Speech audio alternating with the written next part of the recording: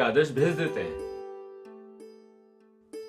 कृष्णन जी बताइए, हमारी भात्र जाया और तात कैसे हैं? महाराज, आप जल्द ही पितृव्य होने जा रहे हैं और अभी 7वां माह चल रहा है। तात का स्वास्थ्य भी ठीक ही है। वैसे महाराज, अभी आपका नवनिर्मित महल देखा? वाह, अति सुंदर है। ऐसा लगा कि स्वयं इंद्रलोक में आ गए हों। लगता है वो महल आपके मन को भा गया है। जी महाराज, मुझे तो लगता है कि मेरे जीवन की अंतिम अभिलाषा यही हो। तो ठीक है क्षत्रप कृष्णन, आपकी ये अभिलाषा पूर्ण हुई, वो महल आपका हुआ। महाराज,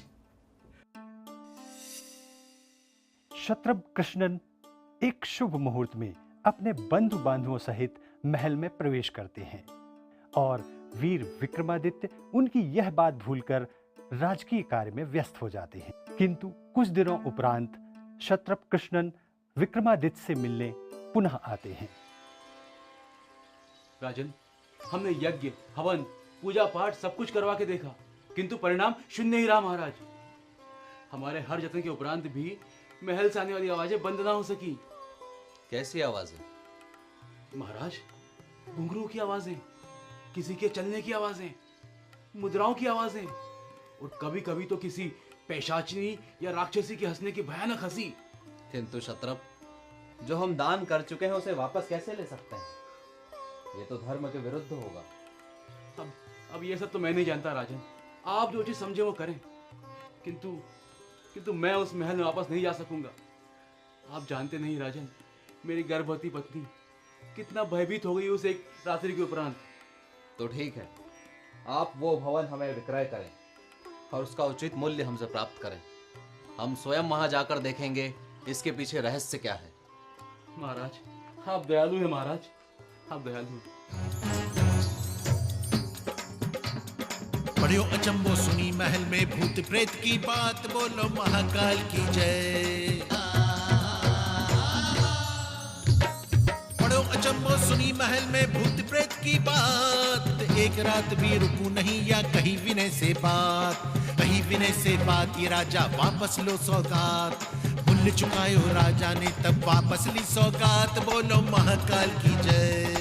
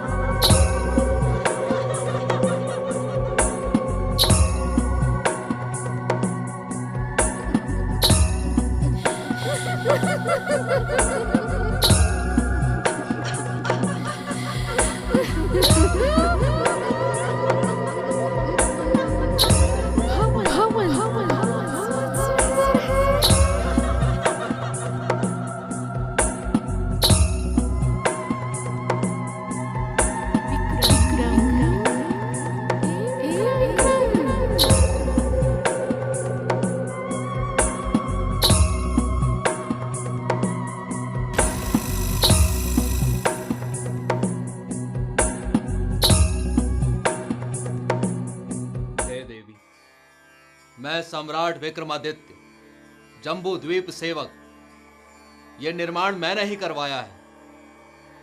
यदि आपको इस निर्माण से कोई कष्ट है तो कृपया कर मुझे बताएं। कृपया अपना परिचय दे दें।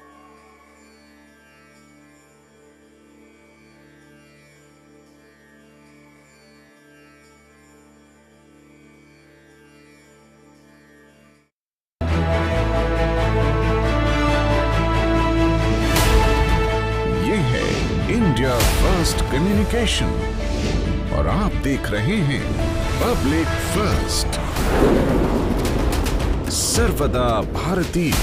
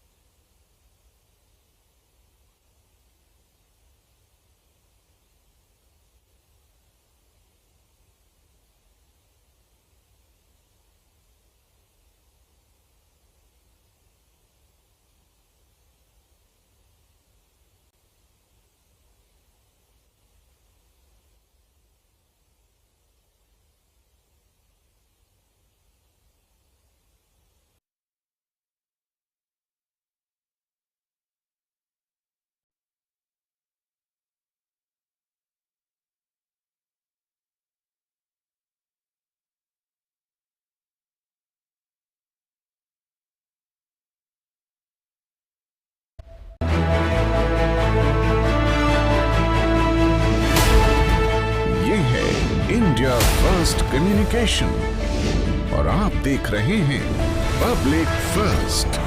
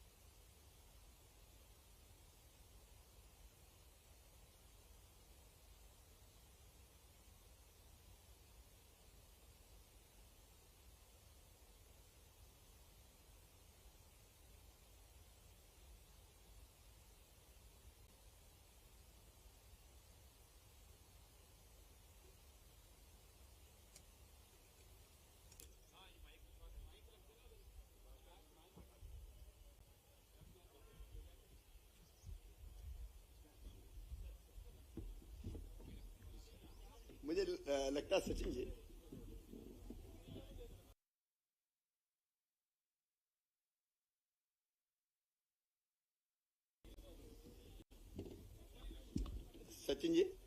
ब्रीफली मैं बताऊं फिर कोई आप एक कोई बोले तो ठीक रहेगा सुमन जी तो अंग्रेजी में बोलेंगे कोई दिक्कत नहीं जैसे आपने मैं केवल 1 मिनट तो बताइए फिर आप बताइए आप अंग्रेजी में बताइए तो बाकी सबके समझ में आएगा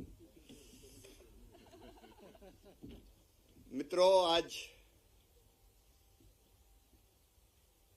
G20 के अंतर्गत T20 की भोपाल में बैठक है और दुनिया भर से इंटेलेक्चुअल्स थिंकर्स जो सोचने वाले हैं आज मध्य प्रदेश पधारे हैं। आज मुझे ऐसा लग रहा है कि भोपाल कैपिटल ऑफ इंटेलेक्चुअल हो गई है। मैं सबका यहां हृदय से स्वागत करता हूं और मध्य प्रदेश का जो एक इनिशिएटिव है मैं रोज पेड़ लगाता हूं और हमने अंकुर करके एक पोर्टल बनाया है जिसपे प्रदेश की जनता के जो हमारे लोग हैं वो अपने जन्मदिन पर, बर्थडे पर, मैरिज एनिवर्सरी पर या बेटा बेटी के जन्मदिन पर पेड़ लगाते हैं और 37 लाख से ज्यादा पेड़ अभी लग चुके हैं। आज मैंने निवेदन किया कि यहां जहां मैं रोज पेड़ लगाता हूं आप सब भी, क्योंकि प्रधानमंत्री जी ने G20 की जो थीम रखी है one earth one family one future, और फ्यूचर अगर धरती का भी ठीक रहना है तो पर्यावरण जरूरी है और पर्यावरण के लिए पेड़ जरूरी है। तो आज सब पेड़ लगाने यहां पधारे। ये ग्लोबल गार्डन बन गया है नाउ ग्लोबल गार्डन तो मैं आपको धन्यवाद देता हूं और ये पहल पर्यावरण को धरती पर बचाएगी। आदरणीय सुमन बेरी जी यहां हमारे बीच है, वो आपसे बात करेंगे। धन्यवाद मुख्यमंत्री जी। Thank you, Honorable Chief Minister, and thank you to the T20 India Committee for inviting me to join this side event of the T20. The T20 is what's called an engagement group of the G20, which is to say it is a way of bringing, as Honorable Chief Minister just said in Hindi, bringing intellectuals and thinkers to produce fresh ideas for the considerations of the officials of the G20. And I'm very proud and pleased as the Vice Chair of Niti Aayog to be part of the T20. Just to reinforce what Honorable Chief Minister has said, India's G20 presidency is characterized by both a global outlook but also a return to Indian values, and they are the values that the Honorable Chief Minister just articulated. One earth, one family, one future. And I do want to make the point that the G20 is a place where advanced countries and large emerging markets come together and to sort out the issues facing the world. The G20 has at its core a commitment to robust, sustainable, balanced, and inclusive growth, and the T20 is there to provide ideas on how we can return to that ideal.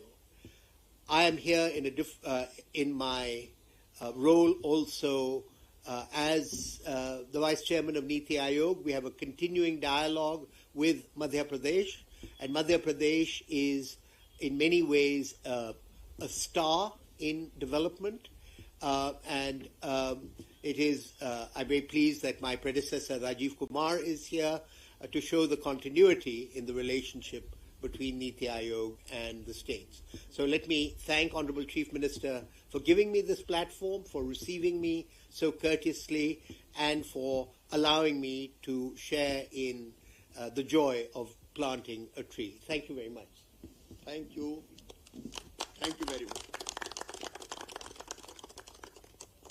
Okay. Thank you. So we would now start moving towards the venue. CM will take 2 minutes. So the glorious convoy, I think you all can leave.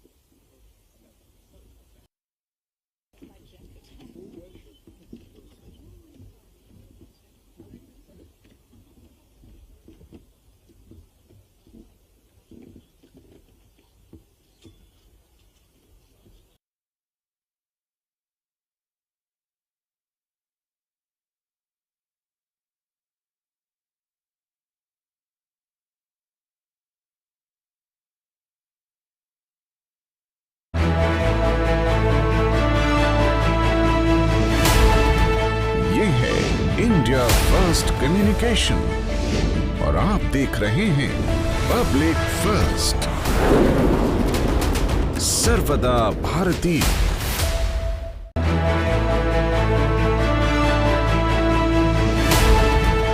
ये है India first communication और आप देख रहे हैं public first, सर्वदा भारतीय।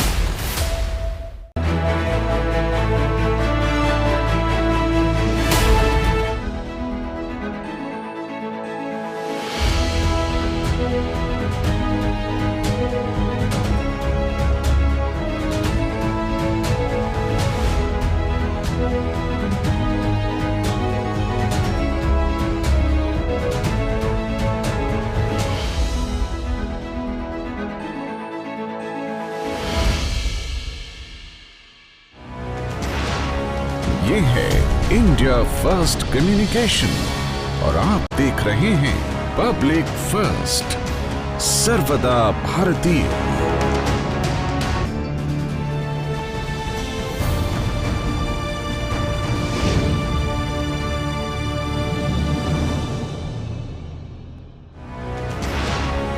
ये है इंडिया फर्स्ट कम्युनिकेशन और आप देख रहे हैं पब्लिक फर्स्ट, सर्वदा भारतीय।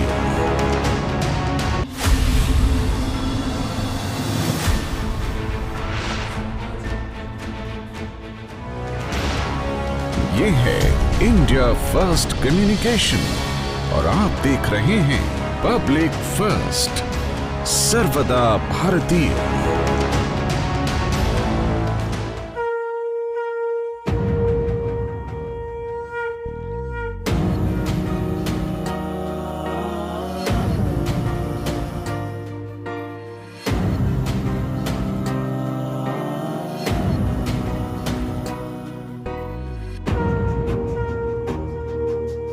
अहं राष्ट्री संगमनी वसूना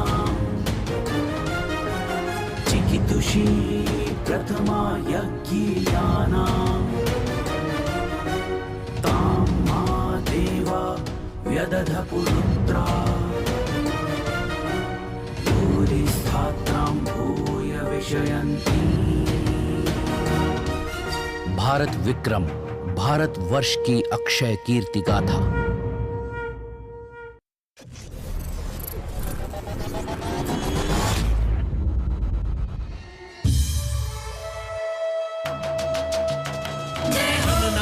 गणनायक संवत् प्रवर्तक सहसांक सम्राट विक्रमादित्य की, महाकाल हर सिद्धि भैरव उपासक शठारी विक्रमादित्य की जय हो। ज्ञान विज्ञान कला संगीत ज्योतिष पुरोधा विक्रमादित्य की, ऋणमुक्त करता प्रजा दुख हरता जनप्रिय महाराज विक्रमादित्य की जय हो, जय हो, जय जय जय जय हो, जय हो।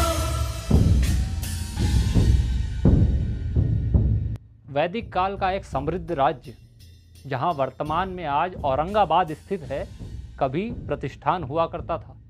प्रतिष्ठान में धर्म, साहित्य, कला और संस्कृति का अद्भुत विकास हुआ। इतिहासकारों के अनुसार प्रतिष्ठान सतवाहन राजवंश की राजधानी थी।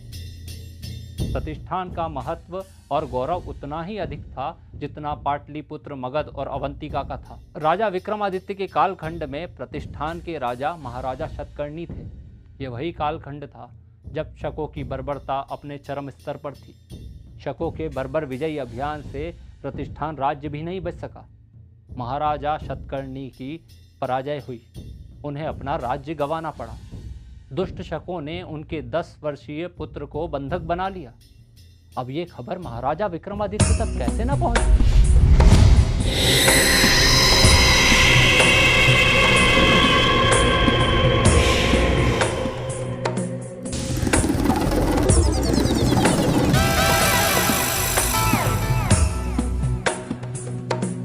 मित्र बेताल, हमें सूचना मिली है कि मित्र शतकर्णी के राज्य प्रतिष्ठान पर शकों ने आधिपत्य कर लिया है और शतकर्णी भी अज्ञात है और उनके पुत्र को शकों ने बंधक बना लिया है।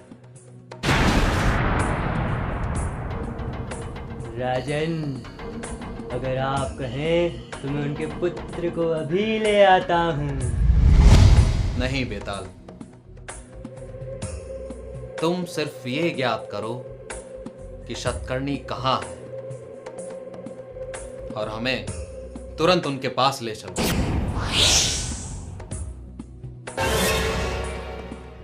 जैसा तुम कहो मित्र।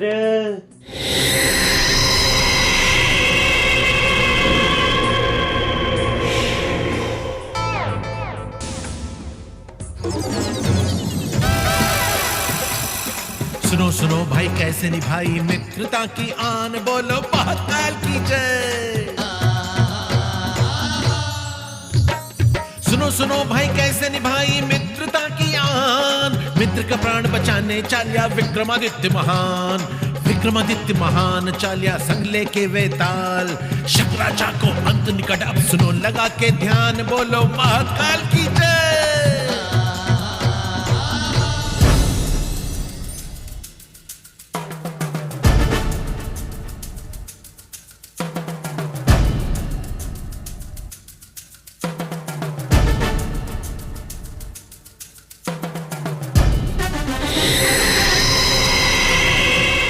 शतकर्णी, मित्र विक्रम, तुम यहां कैसे? मित्र,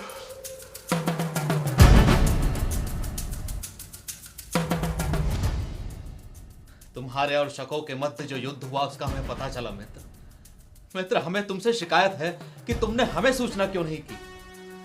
मित्र, मैं तुम्हें क्या सूचना देता, मैं स्वयं कहां कुछ समझ पाया। ये शक बड़े ही धूर्त है, बड़े ही दुष्ट है। मित्र, इन्होंने अपने गुप्तचरों के द्वारा और मेरे अपने सहयोगियों को प्रलोभन देकर अपने अधीन कर लिया। मित्र, और रात्रि के अंतिम प्रहर में मुझ पर आक्रमण किया। मैं कुछ भी समझ पाता उसके पहले ही भीतरघात से मेरी पराजय हो चुकी थी।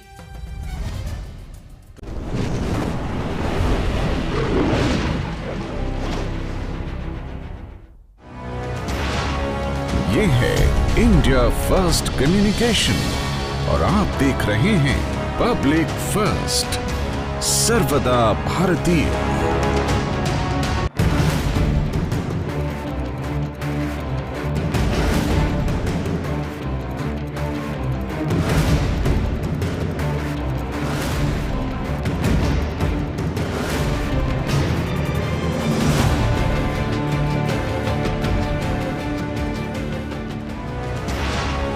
ये है इंडिया फर्स्ट कम्युनिकेशन और आप देख रहे हैं पब्लिक फर्स्ट, सर्वदा भारतीय।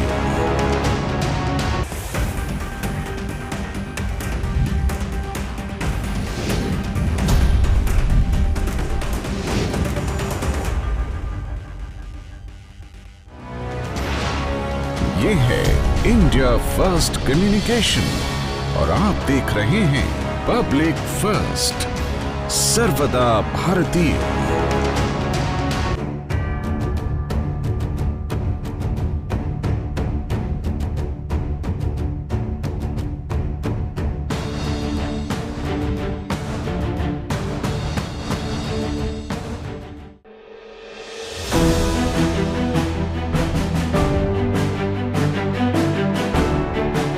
आईपीसी की धारा 18 का संबंध देश के नाम से है, उसी के बारे में हम आपको बताने जा रहे हैं। आइए जानते हैं कि आईपीसी की धारा 18 क्या है, इसमें क्या प्रावधान है। भारतीय दंड संहिता यानी इंडियन पेनल कोड आईपीसी में 23 अध्याय हैं और उनमें 511 धाराएं मौजूद हैं, जो अपराध और सजा के अलावा कई महत्वपूर्ण शब्दों को भी परिभाषित करती हैं। ऐसी ही आईपीसी की धारा 18 भी है, जिसका संबंध देश से है। भारतीय दंड संहिता यानी इंडियन पेनल कोड की धारा 18 के अनुसार भारत से जम्मू कश्मीर राज्य के सिवाय भारत का राज्य क्षेत्र अभिप्रेत है।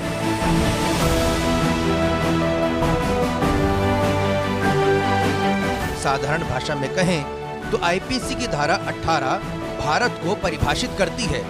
मतलब ये है कि आईपीसी के मुताबिक भारत क्या है।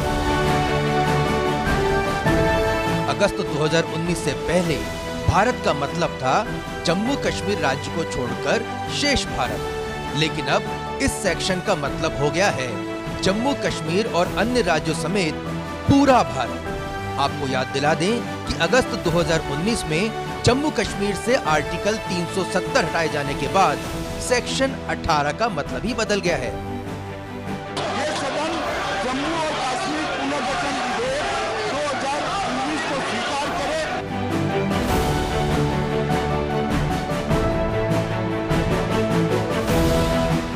आप देख रहे हैं लीगल फर्स्ट सिर्फ पब्लिक फर्स्ट न्यूज पर। ऐसी ही रोचक जानकारियों और अपडेट्स के लिए लाइक और सब्सक्राइब करें पब्लिक फर्स्ट को।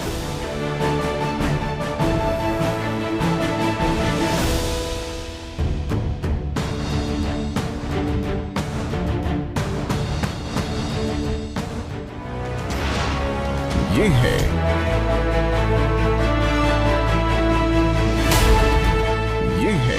इंडिया फर्स्ट कम्युनिकेशन और आप देख रहे हैं पब्लिक फर्स्ट, सर्वदा आरोग्यं धनसम्पदः शत्रुबुद्धि विनाशाय दीपज्योतिर्नमोस्तुते दीपज्योतिर्नमोस्तुते दीपज्योतिर्परब्रह्म दीपज्योतिर्जनार्दनः दीपज्योतिर्परब्रह्म दीपज्योतिर्जनार्दनः दीपो हरतु मे पापं सन्ध्यादीपनमोस्तुते ओ दीपब्रह्मरूपस्त्वं ज्योतिषां प्रभुरव्ययः ओ दीपब्रह्मरूपस्त्वं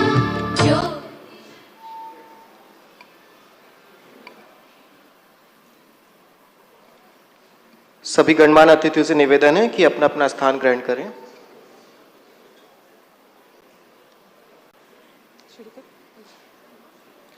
Good morning and namaskar to all our esteemed guests today. I am Swati Chauhan. And I am Anshul Puria. And on behalf of Government of Madhya Pradesh, we welcome you all to the inaugural session of Special Think 20 Conference in the beautiful city of Lakes, Bhopal. This T20 conference is on the theme Global Governance with Life Values and Well-being, fostering cooperation in framework, finance and technology, where academicians, experts, distinguished speakers and practitioners will come together and give their valuable insight on the subject. Prime Minister Narendra Modi's message of healing, harmony and hope for the G20 would shape activities and deliverables of the Indian presidency of the G20. India is poised to adopt an agenda of the G20 which would create enabling conditions for fundamental mindset shift to benefit humanity as well as articulated by the Prime Minister. The Think 20 is one of the engagement groups of the G20 that was launched during the Mexican presidency in 2012. It served as the ideas bank for the G20, providing a platform for the scholars to deliberate and articulate policy recommendations on critical global challenges. As part of the India's T20 processes, a special conference on global governance with life, values and well-being, fostering cooperation in framework, finance and technology is organized today. Now, we would like to invite Mr. Pratik Hajela, Chief Executive Officer, Atal Bihari Vajpayee, Institute of Good Governance and Policy Analysis, Bhopal, for the welcome remarks, please. Honorable Chief Minister of Madhya Pradesh, Shri Shivraj Singh Chauhan ji. A very good morning to all of you. It's a matter of great honor and privilege for me to welcome you all to the city of Bhopal, which is the first city to host a G20 event in the state of Madhya Pradesh. I very warmly welcome you all to this place, and I hope and wish that you have very meaningful deliberations for the next couple of days and have a very pleasant stay at Bhopal. I think it's pertinent to mention, with reference to the topic, that the state of Madhya Pradesh is the ideal location for hosting an event on this title, Global Governance with Life, Values and Well-being. As lifestyle for environment is depicted by roughly around 1/5 of the population of the state who are tribals, who live in harmony with the environment. Values is something which is again intrinsic to the people of Madhya Pradesh. Panchkarma is a system of wellness which is a part of Ayurvedic treatment and practiced across the state, length and breadth of the state. With these few words, I very warmly welcome you all to this two-day conclave. Thank you. Sir, now we would like to invite Shri Shiv Shekhar Shukla, Principal Secretary, Tourism and Managing Director, Madhya Pradesh Tourism Board, Bhopal, for their valuable inputs. Respected Honorable Chief Minister, sir, Honorable Vice Chairman Shri Suman Beri ji, Niti Aayog, respected Shri Harsh Shringla ji, ex-Foreign Secretary and Coordinator of G20, respect members on the dais, distinguished delegates and thought leaders from all over the world. Greetings from the cleanest and greenest heart of incredible India. Welcome you all. I'm also very happy to share with you today in the morning that this special T20 event in this venue is being powered by clean and green energy. I would like to draw your kind attention on the tagline of India's G20 presidency. It talks of one world, one family, one future. That is universal oneness. In Sanskrit, there is a word aham, means me. There's another word idam, means this, that, everything other than me. And so there is a sense of duality in everything we see, we perceive. It's divided between me and other than me, that is the world. And this duality is the root cause of all the conflicts and existential challenges before humanity today. If me somehow expands to encompass everything other than me, that is the whole world, and all becomes one, that takes care of all conflicts. This principle of non-duality and this sense of oneness with everyone and in everything is all-pervasive consciousness. This thought process is the essence of Vedanta and is called Advaita principle. Honorable Chief Minister, sir, is not only a philosopher himself, but is also an ardent Advaita Vedantin. He resolved on 9 February 2017 to transform Omkareshwar into a global center of spreading the message of this universal oneness by creating a unique Ekatma Dham. This Ekatma Dham shall pay tribute to the legacy of Acharya Shankar by celebrating the site of his spiritual awakening and promoting his philosophy of Advaita Vedanta through various initiatives. Today, we are very proud and blessed that Honorable Prime Minister has set this universal oneness as the core and the theme of G20 convention.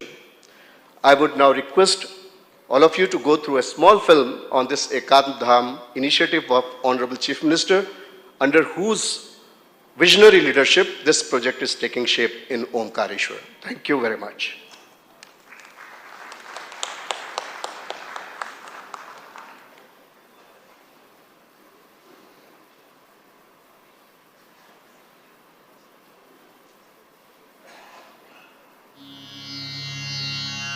न पुण्यं न पापं न सौख्यं न दुःखं न मन्त्रो न तीर्थं न वेदा न यज्ञाः अहं भोजनं नैव भोज्यं न भोक्ता चिदानन्दरूपः शिवोऽहं शिवोऽहम् चिदानन्दरूपः शिवोऽहं शिवोऽहम्।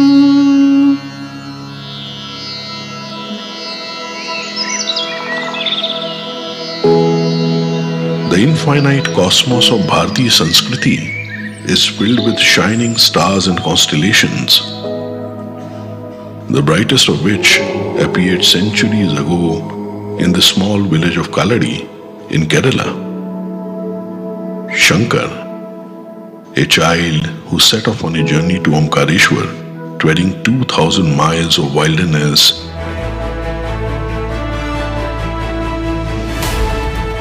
ये है इंडिया फर्स्ट कम्युनिकेशन और आप देख रहे हैं public first,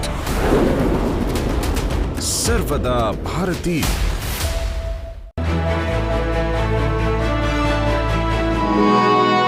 He went on to establish the 4 great mats in all the 4 corners of Bharat and revived ancient temples along his way. The worship of Panchadevta and the Dashnami Sannyasi tradition was initiated by Shankar, breathing a new life into the withering Sanatan Dharma Parampara. Shankar Bhagavad was the most exceptional cultural unifier and exponent of Advaita Vedanta that Bharat has ever seen.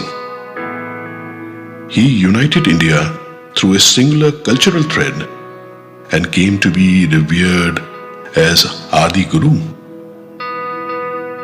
Today, a new flame of his Advaita Vedanta is being reignited in Omkareshwar, the Gyan Bhumi of this great soul.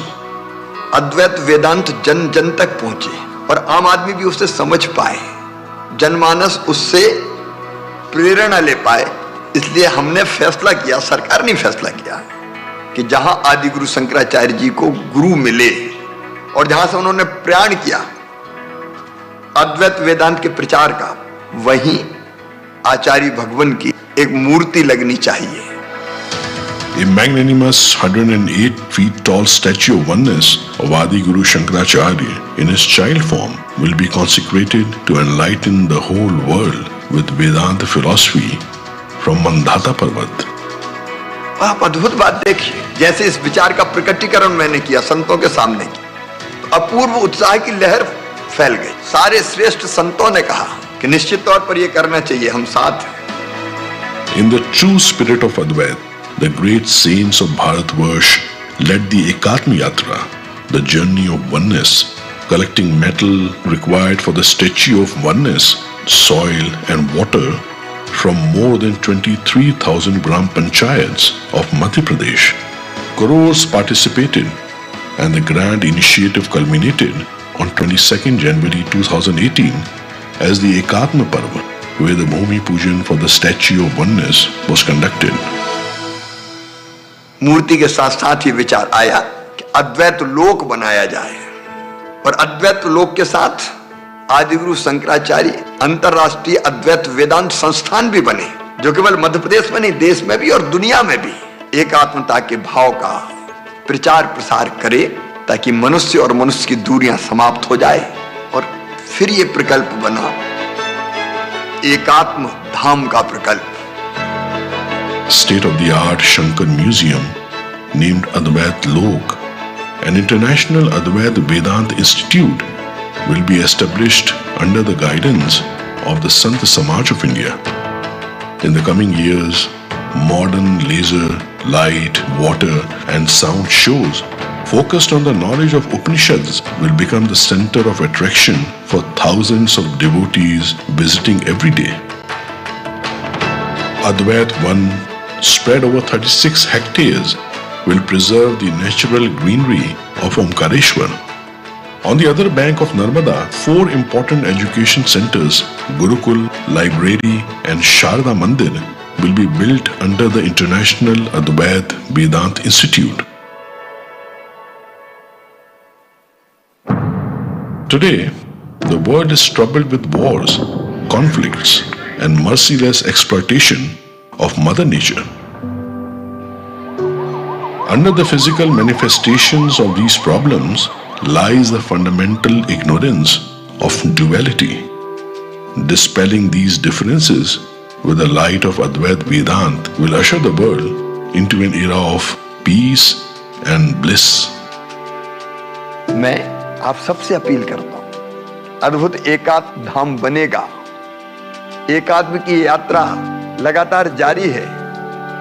विश्व शांति के लिए, मनुष्य मात्र में भेदभाव की समाप्ति के लिए, धरती को आने वाली पीढ़ियों के लिए रहने लायक बनाने के लिए आप इस एकात्मता की यात्रा में हमारे साथ शामिल होइए ना। आइए आप भी ओंकारेश्वर एकात्मता धाम पधारिए। Acharya Shankar's Gyan Bhumi calls upon us. The message of oneness calls upon us. Welcome to Ekatma Dham, a global center for oneness, to universalize the timeless wisdom of Advait Vedanta. Shivoham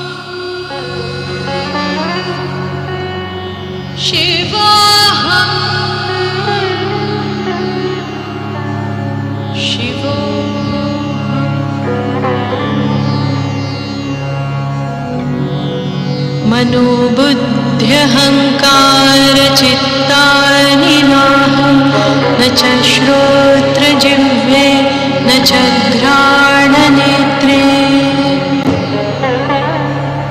न च व्योमभूमिर्न तेजो न वायुः चिदानन्दरूपः शिवोऽहं चिदानन्दरूपः शिवोऽहं चिदानन्दरूपः शिवोऽहं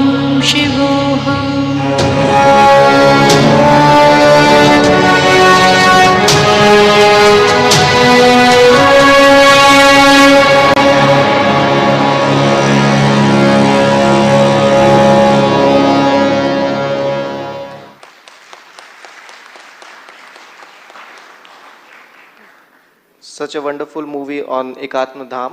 Now, we are having an important announcement. We are having translating devices are here. Those who are in need of it, please use that. And channel 1 will translate Hindi to English and channel 2 will translate English to Hindi. Thank you. The translation devices are available in the table behind you. And those who are standing are requested to take their seats on the first floor, please. Now, moving on with the program, to set the context, we would like to invite Professor Sachin Chaturvedi, Director General, Research and Information System, New Delhi, and Vice Chairman, AIGGPA and Madhya Pradesh Niti Aayog, Bhopal.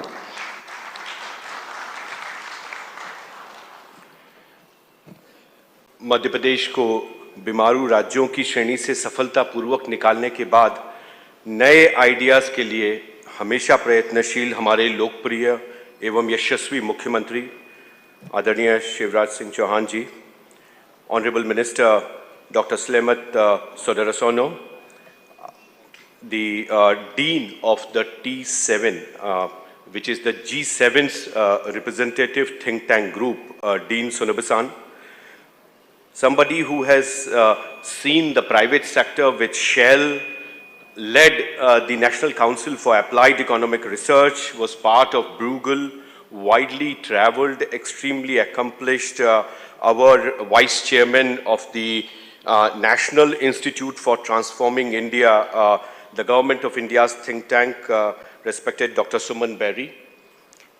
Our great partner in this initiative, UNICEF's South Asia head, George. It's a pleasure to have you here. I am also extremely delighted to have our chief coordinator for G20, under whose leadership, along with Sherpa, the process of the G20 has evolved. The former Foreign Secretary to the Government of India, Ambassador Harsh Shringla, the chair for the T20 and Director General of Manohar Parrikar Institute for Defense and Strategic Analysis, Ambassador Sujan Chinoy. My colleagues here, Mr. Shivshekhar Shukla, Mr. Pratik Hajela, Swatantra Kumar, Lokesh, and Indrani, who would be proposing vote of thanks, but also our colleagues who are off the dais, Dr. Rajiv Kumar, the former Vice Chairman, Niti Aayog, Ambassador Sudhir Devre, Chair for the Research Advisory Committee for RIS, Governing Board members, the former Deputy Governor of Reserve Bank of India, Ms. Shyamala Gopinath, Madam Sindhushri Khullar. I am also extremely happy to notice presence of Shri Charan Singh Ji, the President of the Chairman of the Punjab and Sindh Bank, Ambassador Netherlands, my very dear friend Martin, my colleagues from South Asia, Brother Mustafizur Rahman Debuda, our colleague Dr. Khatun and Poshraj. We are extremely privileged to have all of you here. This process is unleashing a new model for economic development. Bharat एक तेजी से उभरती हुई अर्थव्यवस्था है, जिसमें भारत पर्यावरण के क्षेत्र में अपना नेतृत्व दे रहा है। पेरिस कन्वेंशन में जो भारत ने यू टर्न करके पूरे विश्व को एक नेतृत्व दिया 2015 में, वो आज भारत का पर्यावरण पर नेतृत्व लाइफ के रूप में उभरा है, जिसका की कल्पना प्रधानमंत्री ने हम सबके सामने रखी है। लाइफ मतलब लाइफ स्टाइल फॉर एनवायरनमेंट। तो पर्यावरण के लिए जो हमारी जीवन शैली में परिवर्तन किस ढंग से हो सकता है, क्या ऐसे स्वरूप हो सकते हैं जिसके बारे में हमने विचार करना चाहिए, कैसे हम सार्वभौमिक और सर्वसमावेशी विकास के मॉडल को सामने रखें, वही आज का हमारे इस 2 दिन के जो सत्र हैं उनका उसी अंदाज में हम लोगों ने स्ट्रक्चर किया है। इसमें लोक केंद्रित और विश्व आर्थिक संवाद, ये दोनों को इस्टेब्लिश करने की बात है। जो भारत का विकास का मॉडल पिछले कुछ वर्षों में निकला है, हम लोगों ने भारत में 400 million new bank accounts since 2015 India has opened. Digital transactions, अगर हम सारे डिजिटल ट्रांजैक्शंस जो चीन में हो रहे हैं उसका 3 टाइम्स ज़्यादा भारत में डिजिटल ट्रांजैक्शन हो रहे हैं। US, Canada, UK, France, Germany, इनमें जितने ट्रांजैक्शन हो रहे हैं उनको सबको अगर जोड़ दिया जाए तो उससे 7 गुना ज़्यादा भारत में डिजिटल ट्रांजैक्शन हो रहे हैं। 30 मिलियन लोगों को अफोर्डेबल हाउसिंग अभी तक प्रोवाइड कर दी गई है। 2 बिलियन कोविड वैक्सीन्स भारत ने सप्लाई करे हैं। तो विकास का ये जो सार्वभौमिक सर्वसमावेशी विकास का ये जो मॉडल खड़ा हुआ है, इसके लिए भारत लगातार प्रयत्नशील है। भोपाल में, जैसा माननीय मुख्यमंत्री जी ने कहा, भोपाल एक इंटेलेक्चुअल कैपिटल के रूप में उभरे, और इसके लिए आप सभी से मेरा निवेदन होगा कि जो हमारा अटल बिहारी वाजपेयी सुशासन एवं नीति संस्थान है वहाँ पर भी विजिट करें, और आप देखेंगे कि किस तरह से ये बदलाव तेजी से हम लोगों के सामने निकल के आ रहा है। और तब जब पूरे विश्व में हम देखते हैं कि करीब करीब 4 बिलियन लोग ऐसे हैं जिन लोगों को डिजिटल आइडेंटिटी नहीं है, 4 बिलियन लोगों को विश्व में डिजिटल आइडेंटिटी नहीं है। 2 बिलियन लोग विश्व में ऐसे हैं जिन लोगों को बैंक की सुविधा नहीं है। जो भारत में तेजी से आंकड़े बढ़े हैं बैंक की, जैसे मैंने कहा कि 400 मिलियन हमने भारत में नए अकाउंट खोले हैं, विश्व में 2 बिलियन ऐसे लोग हैं जिन लोगों के पास में बैंक की सुविधा नहीं है, और 130 देश ऐसे हैं जहां पर डिजिटल पेमेंट की व्यवस्था नहीं है। तो ये जो भारत ने क्रांति खड़ी करी है पेमेंट आर्किटेक्चर में, जिसमें रिजर्व बैंक ने बहुत महत्वपूर्ण भूमिका निभाई है, सरकार ने महत्वपूर्ण भूमिका निभाई है, प्रधानमंत्री के नेतृत्व ने नई भूमिका निभाई है, इसलिए ये आवश्यक है कि जिस ग्लोबल साउथ की हम चर्चा कर रहे हैं, जिस साउथ साउथ कोऑपरेशन की हम चर्चा कर रहे हैं, आज यहाँ पर दिल्ली प्रोसेस से जुड़े हुए कई लोग यहाँ पर हैं, मैं सबके नाम अलग अलग नहीं ले सकता हूँ, लेकिन उन सबका आज स्वागत है। और जो हम साउथ साउथ कोऑपरेशन की बात वर्षों से RIS करता रहा है, उसमें मुझे लगता है कि एक महत्वपूर्ण अंग है। डॉक्टर नागेश यहाँ पर हैं, लगातार उनके प्रयासों से RIS ने साउथ साउथ कोऑपरेशन में एक महत्वपूर्ण भूमिका निभाई है। समय कम है, मैं सिर्फ 2 मिनट में अपनी बात समाप्त करूंगा। G20 एक कारण आज हमारे लिए यहाँ इकट्ठा होने का हुआ है। T20 थिंक 20 जैसा आप जानते हैं एक एकेडमिक मीटिंग है, एक सारे एकेडमिशियंस को एक मंच पे लाने का प्रयास है। ये कोई नेगोशिएटिंग ग्राउंड नहीं है जहाँ की संस्थागत या राष्ट्रगत प्रतिनिधि हों। आज यहाँ पर हमारे आईटेक के अफ्रीका के जो 28 लोग हैं, उनका भी मैं आईटेक के सारे अपने पार्टिसिपेंट्स का यहाँ पर स्वागत करता हूँ। जिस लाइफ के प्रोसेस की मैं बात कर रहा था उसमें 5 बातें प्रमुख हैं। सबसे पहला, जब हम लाइफ कहते हैं तो उसमें सस्टेनेबल कंजम्पशन एंड प्रोडक्शन, ये एक महत्वपूर्ण है। जो टिकाऊ कंजम्पशन और प्रोडक्शन हो, उसी से जो हमारे बिहेवियर में, इंडिविजुअल बिहेवियर में, संस्थागत बिहेवियर में जो परिवर्तन आना चाहिए वो महत्वपूर्ण है। जैसा शिव शेखर शुक्ला जी ने कहा कि मुख्यमंत्री स्वयं एक दार्शनिक के रूप में प्रदेश का नेतृत्व कर रहे हैं। जो एकात्म धाम की बात आपने फिल्म में देखी, उसी के चलते इस कार्यक्रम को पहली बार T20 में आज तक कभी भी फिलोसोफर्स को नहीं जोड़ा गया। हमने यहाँ पहली बार ऐसा प्रयास किया है। डॉरिस हैं, थॉमस पॉगी हैं, जेफरी सैक्स हैं, ये लोग सभी डेवलपमेंट की जो फिलॉसफी है उसके बारे में बात करेंगे। और उसी से जुड़ा हुआ मुद्दा एथिक्स का है। एथिक्स फाइनेंस में हो, इंटरनेशनल फाइनेंशियल इंस्टीट्यूशंस एथिक्स को फॉलो करें, टेक्नोलॉजी में, आर्टिफिशियल इंटेलिजेंस में, जेनेटिक इंजीनियरिंग में हम एथिक्स को लेकर के आएँ, इंफ्रास्ट्रक्चर फाइनेंसिंग में लेकर के आएँ। जो ग्लोबल वैल्यू सिस्टम है उसके जो नॉर्म्स हैं उसको हम बदलने का प्रयास करें। क्या हम GDP से आगे जा सकते हैं, वेल बीइंग इंडेक्स लेके आ सकते हैं?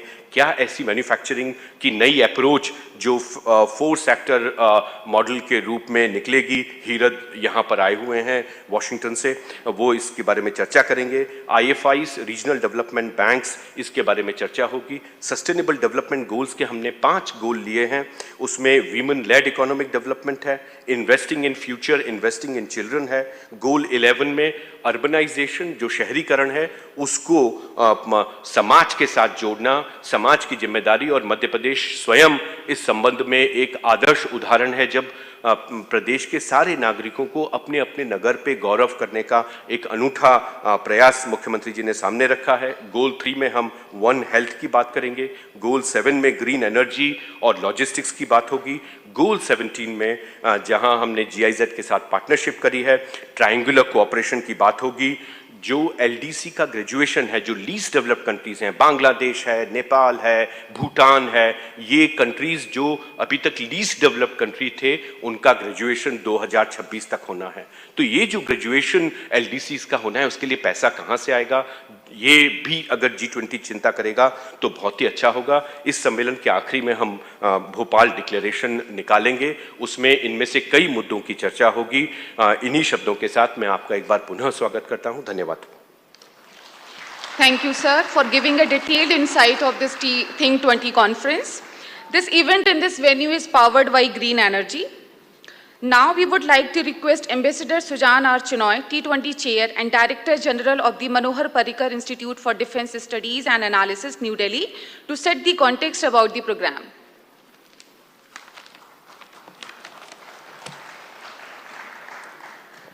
Namaskar. Shri Shivraj Singh Chauhan, Honorable Chief Minister of Madhya Pradesh, Shri Suman Beri, Vice Chairperson, Niti Ayog, Shri Harsh Shringla, Chief Coordinator of G20 India, my colleague Dr. Sachin Chaturvedi, Mr. Sonobe, other distinguished guests on the dais, distinguished participants, ladies and gentlemen. A very good morning to all of you. As the Think 20 Chair for India, it gives me great pleasure to be here in Bhopal which by now you would have seen is one of India's cleanest and greenest cities, that seems to have already implemented in fulsome measure Prime Minister Narendra Modi's vision for lifestyle for environment. Congratulations. Your presence here, ladies and gentlemen, from different parts of the world, is a testimonial to the fact that India's G20 presidency sincerely aims to transcend all geographical barriers and limitations. In accordance with Prime Minister Modi's vision, we have given voice to the global south and also ensured gender equality. We have connected with experts around the world and across India. This approach is underscored by the overarching theme, Vasudhaiva Kutumbakam, the world is one family. We are meeting in an era of polycrises. All aspects of globalization are under stress, whether trade, technology, finance, movement of human resources, energy or food. This is yet another moment for the G20 to reinvent itself, as it has done on numerous occasions facing challenges in the past. The G20 is a large and fairly representative grouping. It should not and cannot confront the existing multilateral system, nor must the G20 become the echo chamber for the existing infirmities in multilateralism. During India's presidency, it has a genuine chance to point towards a new direction driven by values, ethics, and a new morality that places the interests of future generations above ours. As the main ideas bank of the G20, our T20 engagement group has a great responsibility to shoulder over the next 8 months. We must come up with helpful ideas and suggestions for the leaders to consider. Think of the G20 as a roadside station, a place that allows one to pull over even from the midst of a heavy traffic jam or a traffic snarl on the highway. Ours is an intellectual and policy apron, a refuge, so to speak, that sits right next to the impasse. And it is still free of the burden of intractable and unbending national positions. The T20, in my view, is where we can step out of the confines of gridlock positions in the multilateral system and infuse fresh thinking in an action-oriented manner. Our job is to think of new ways to meet the SDG targets and ensure adequate financing and technological support for resilient infrastructure and for transition towards lifestyle for environment. At COP26, Prime Minister Modi had underscored the great significance of climate adaptation, which he described as the key element of India's developmental efforts. Prime Minister Modi also proposed a single yet very potent word, life, that is lifestyle for environment, and it is the basic foundation of the concept of one earth, one family, and one future. Also, in an interlinked world, we must all move away from mindless and destructive consumption, as he had put it. Friends, humankind's current practices, both production and consumption, cannot be sustained by the Earth's fragile ecosystem. For pro-planet people, the solution lies in changing individual behavior, beginning with ourselves. As Mahatma Gandhi had said, we must be the change that we seek. Life, values, and well-being go hand in hand. And through our work in the T20, we should endeavor to lay a strong and empirical foundation. If we succeed in nudging individuals by the millions, we can nudge societies. And if we nudge societies into thinking and behaving differently, we can potentially bring about change in the global governance systems as well. Basically, it's a simple bottom-up approach, a human-centric approach, as Prime Minister Modi had put it. Obviously, the concept of life has to strike a careful balance between sustainable consumption and production and growth. It also calls for action to address the issue of the wide-ranging disparities among nations and within communities as well.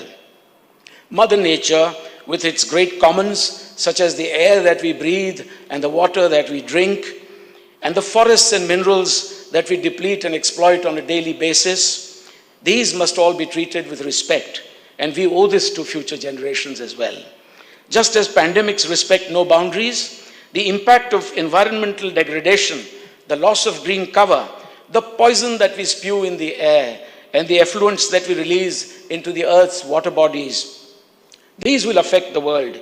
These will affect everyone in the end, rich and poor alike, developing and developed countries alike. However, the historical cost of industrialization is stacked against latecomers, and that is why the developed world will have to do more to help the developing world make that just and equitable transition. And within the developing world, we must avoid putting an undue burden on the poor and the marginalized. As Prime Minister Modi put it at the Voice of Global South Summit last week, the need of the hour is to identify simple, scalable, and sustainable solutions that can transform our societies and economies. We must give importance to our traditional knowledge alongside advances in science and technology. For example, we must harness traditional medicine to meet the growing challenge of healthcare. We need to make dynamic efforts towards a circular economy. It emphasizes mindful consumption to reduce wastage and to provide a virtuous cycle of development. And one of the best examples in the world for life is Japan, a key strategic partner for India, which also happens quite fortuitously to be the current G7 president. And we have the T7 chair with us, Mr. Sonobe himself, present here today. That is also good reason why the T20 and the T7 must work closely together, and that is why I thank Mr. Sonobe for being with us today. Such partnerships can be built to promote South-South cooperation and triangular cooperation.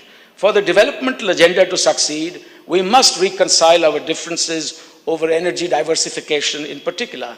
Energy diversification and energy transition is a process. All forms of energy will obviously have to coexist. Blended finance and technological assistance can reduce the adverse impact of hydrocarbons and coal too, even as we surge ahead with renewables and green hydrogen. The recent approval of India's National Green Hydrogen Mission is a huge step towards making India energy independent and supporting the target of decarbonization. With these few words, my colleague Professor Sachin Chaturvedi and I welcome you all once again to Bhopal, and thank you all very much for your patience and for your participation in these deliberations. Thank you very much. Thank you, sir. Ladies and gentlemen, we would like to bring to your kind notice that this event in this venue is powered by Green Energy. Now, moving on with the program, it's an honor to invite Mr. Tetsushi Sonobe, Dean and Chief Executive Officer, Asian Development Bank of Institute, Tokyo, Japan, for the keynote address.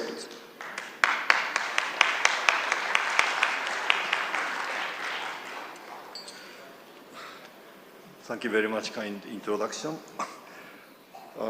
Honorable leaders, Your Excellencies, other distinguished speakers, thank you, think tank colleagues, and fellow researchers, ladies and gentlemen, very good morning.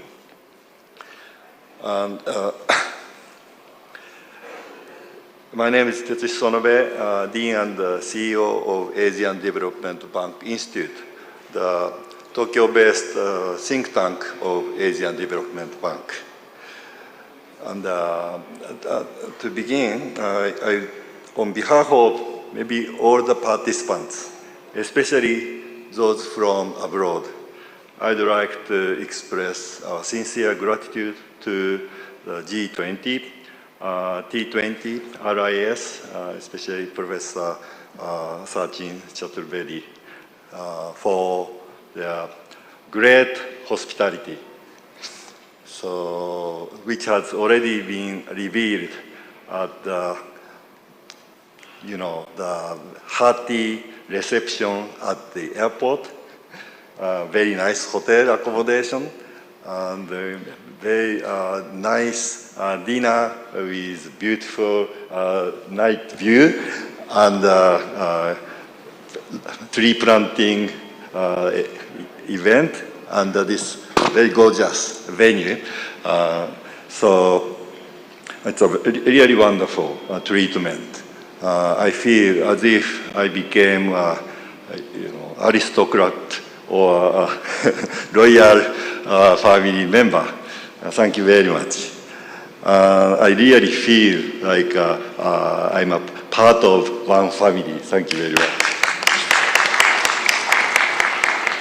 And I'm here because I'm co-chair of Task Force number 1 of T20.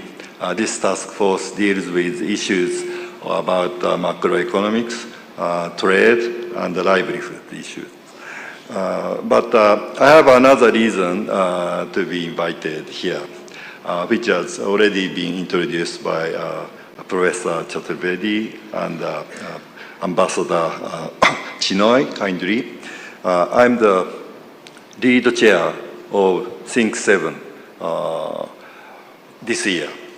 Think7 is very new compared with Think20. Think20, T20 has already 10 years history, but T7 is now 2 years old.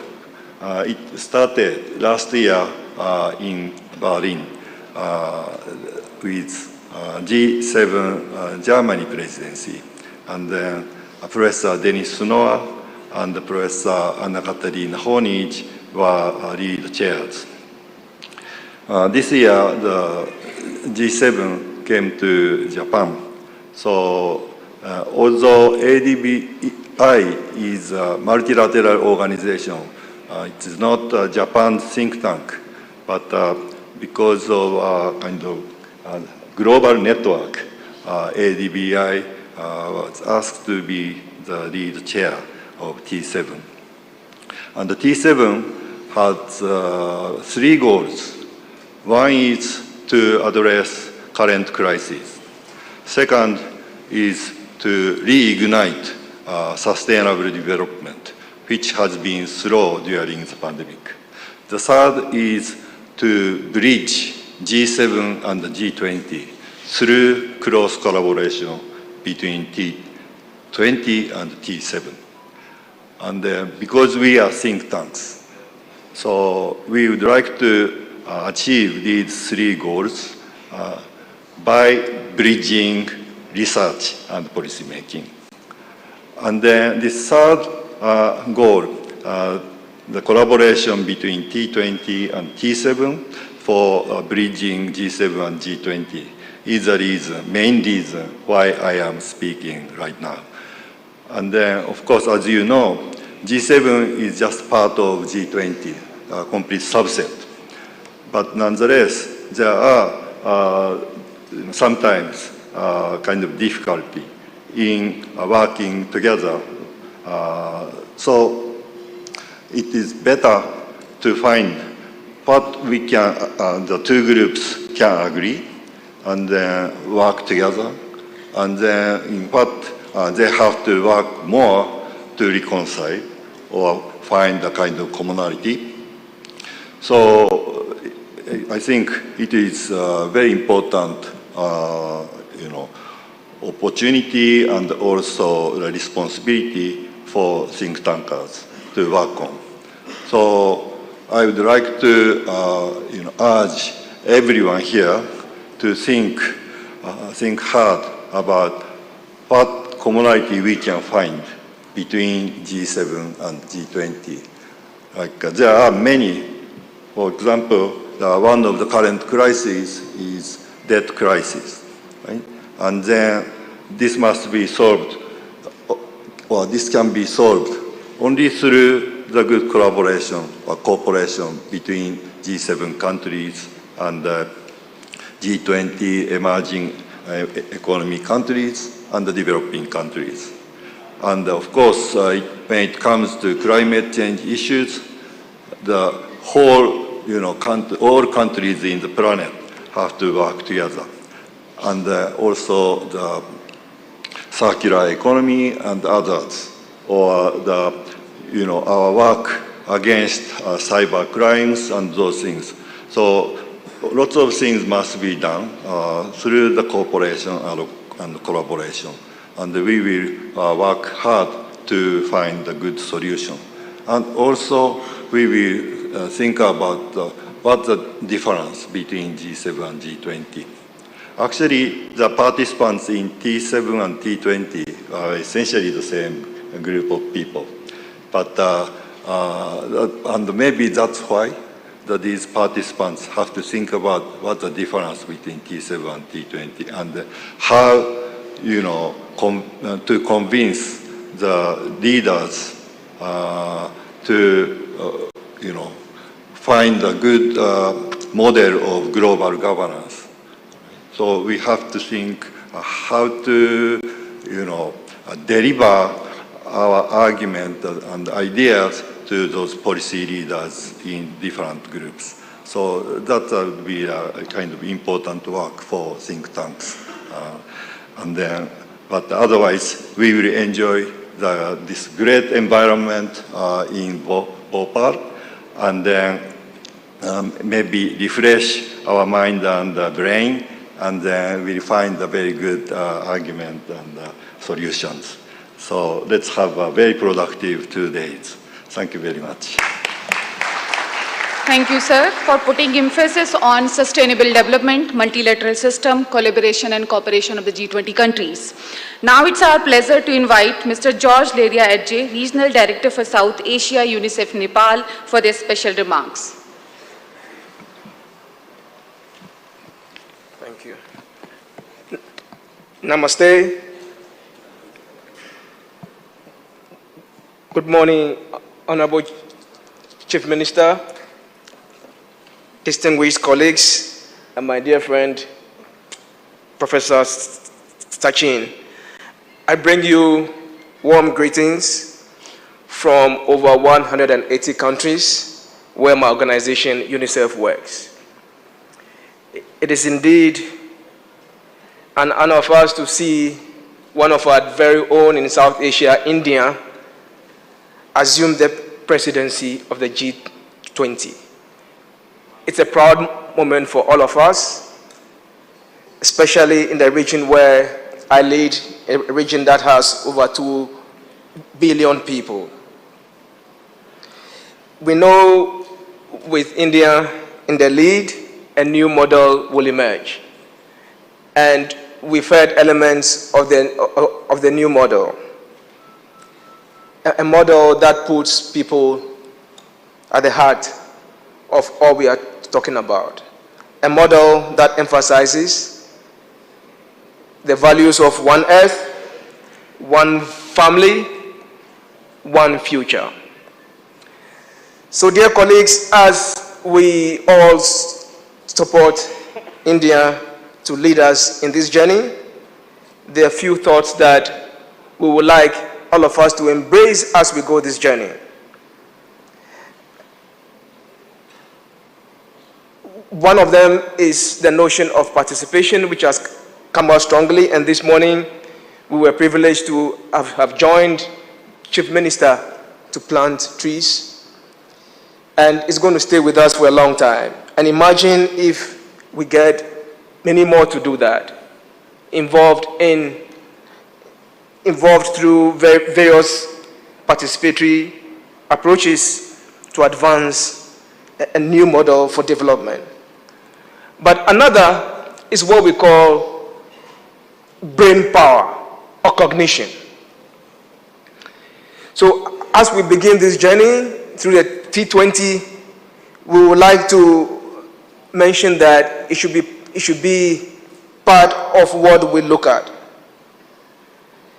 We see a great divide emerging in terms of cognition capacity of individuals and of countries. And that will undermine our effort to work towards one earth, one family, and one future. We know small investments in early childhood development, small investments in mid-childhood, small investments in adolescence help strengthen brain power. We know brain power can be a powerful, and indeed is a powerful driver of economic growth. So again, one earth, one family, one future, resting on investments in cognitive capacities of individuals and of nations.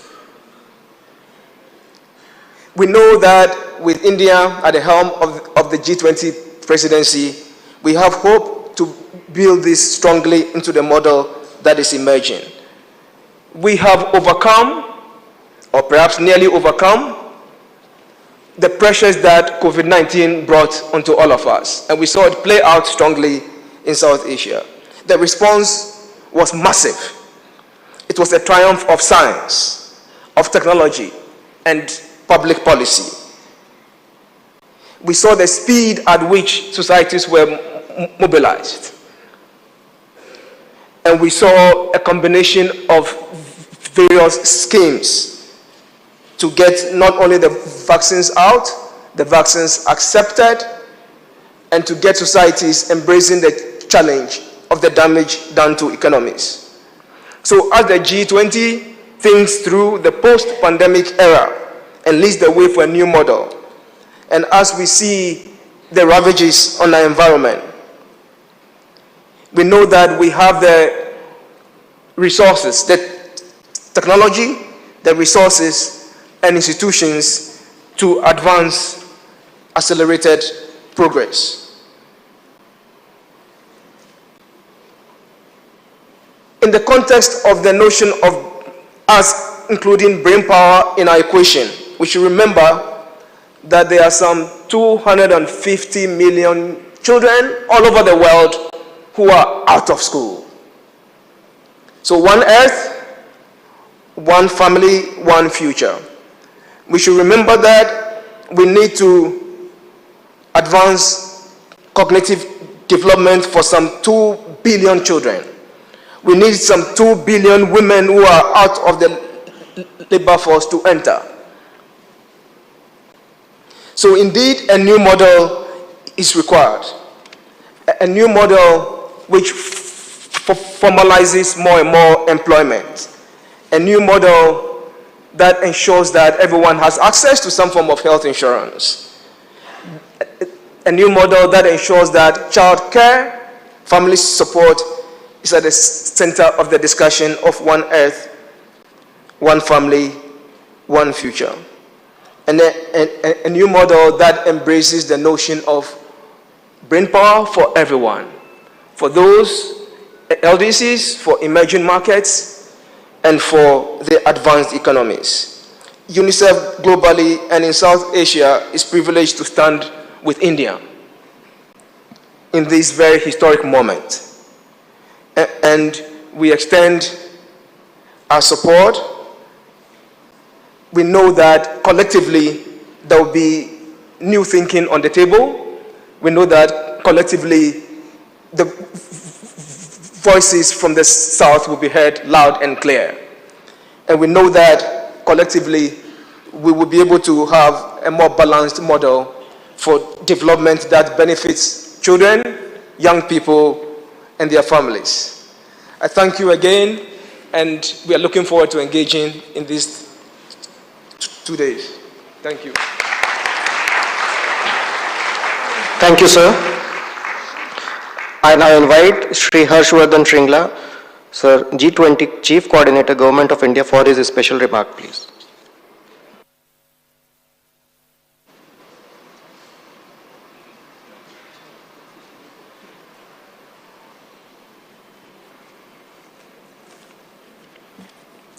Madhya Pradesh के माननीय मुख्यमंत्री जी Shri Shivraj Singh Chauhan, Shri Suman berry, vice chairman NITI Aayog, Ambassador Sujan Chinoy, the chair of the T20 and Director General of the Manohar Parrikar Institute of Defence Studies and Analysis, Professor Sachin Chaturvedi, Director General of the Research and Information Systems, and also a key nodal point of the Think 20 India process. Ambassador of Netherlands, other ambassadors, members of the diplomatic corps, distinguished participants, friends, Namaskar. Let me begin by felicitating the Research and Information Systems in general and Professor Sachin Chaturvedi in particular for the timely initiative of hosting this important part of the Think 20 process. I'm also very happy that the RIS has chosen this clean, green, scenic and designated smart city of Bhopal to host this important G20 event. One of our broad priorities under our G20 presidency is accelerated, sustainable and inclusive growth. And in many senses, the state of Madhya Pradesh exemplifies this. Between 2015 and 2021, the state achieved a record 13% growth. And today, we are looking at over 10%, a phenomenal over 10% growth when we see all over, in many senses, recession and lowering rates of growth in the world. This, of course, conference is very important from the point of view of India's G20 presidency. After all, Think 20 is the brain trust that enables the G20 to meet its goals. Since its inception, the G20 has been able to stimulate a convergence of ideas from various think tanks and research institutions spanning myriad focus areas across G20 working and engagement groups. We look forward to some meaningful discussions and recommendations and proposals from this process over the next 2 days of the conference. Friends, the world in many senses is at an inflection point, grappling with shifting power balances, geopolitical upheavals, economic recession, climate and energy crisis, and a crisis of multilateralism. These are fundamental challenges to the global order. But within these crises, we have to find opportunities. The world is looking at the G20 with hope and expectations. Our collective progress cannot be achieved without cooperation and collaboration. We need to work together to devise long-term, well-crafted responses to address these challenges.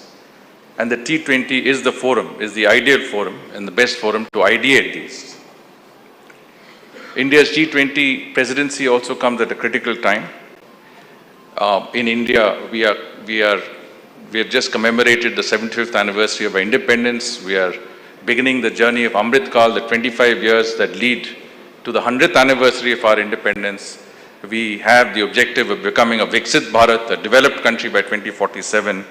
And our G20 presidency also comes at a time when India has emerged resilient in the face of the devastating COVID-19 pandemic. In our presidency, we hope to shape the agenda of our global cooperation in a spirit of inclusivity and unity, values that are crucial to tackling the global challenges that confront us. There is an urgent need to revive trust and strive to find consensus on issues of green growth, sustainable development, and values for global well-being. The G20, as the largest grouping of advanced and emerging economies, can play a critical role in this endeavor. At the G20 summit at Indonesia, Bali, Indonesia, Prime Minister Modi had said that India would endeavor to make its presidency inclusive, ambitious, decisive, and result-oriented. We look forward to the support of all G20 members in making this possible in our presidency. The challenges that the world faces today has given shape to India's priorities. These include technology transformation, green development and life, accelerating and inclusive, resilient growth, multilateralism, and women-led development. Recently, last week, as a matter of fact, India convened a Global South Summit, the Voice of the Global South, at which the concerns and views of the developing world, 150 countries participated in this conference, many at the level of heads of state and government, were, I would say, sought and many opinions offered. And I think many of these are very important in the context of our G20 presidency. India is perceived to be the voice of the Global South, and we will certainly take into account many of these recommendations that have come forth and put them forward in the context of our G20 presidency. Our aim, of course, is to have practicable ideas which will have visible impact and gains for the larger global community. The T20 process and its recommendations from you would not only inform the G20 process, but fundamentally chart humanity's path ahead for shared progress and well-being. One of the, I think, important factors that I think T20 members should note in our presidency is the Prime Minister's vision that the G20 and India's presidency of the G20 and what it means should really percolate down to the grassroots levels in our country. Every citizen of our country should know about what this means and what the presidency stands for. And it is in this context that through a means of what we call Jan Bhagidari, which is working in a collective spirit, we intend to take this down to the grassroots levels. And in doing so, we are using many different platforms, one of which is through universities, through schools, reaching out to the youth, but also using popular festivals, using mass events like marathons, quiz competitions, and so on and so forth to get many of these ideas down to the grassroots level. And I think from that perspective, I must say that our novel scheme, which is the University Connect, which enables us to connect with universities all over the country. And at the last count, there were over 100 universities in our country that were part of the University Connect program, which enables us to inform each other of the G20, but also these universities use their outreach to send the message across and arrange events with students across the board. And I must congratulate Professor Sachin Chaturvedi for actually being the implementer of this program. He and the RIS have actually successfully reached out to universities across our country. And I think it's a very unique paradigm and an example of what you can do to really gather a collective, I would say, approach towards what is fundamentally the government's responsibility, but today has become, I would say, has involved students and every section of our society as stakeholders in this exercise. And certainly we look forward to much more of the University Connect as we go along. I just want to, I think, cut short what would be a rather long speech to thank all of our delegates who have come from different parts of the world, from the G20 countries, but from across the world to be with us today.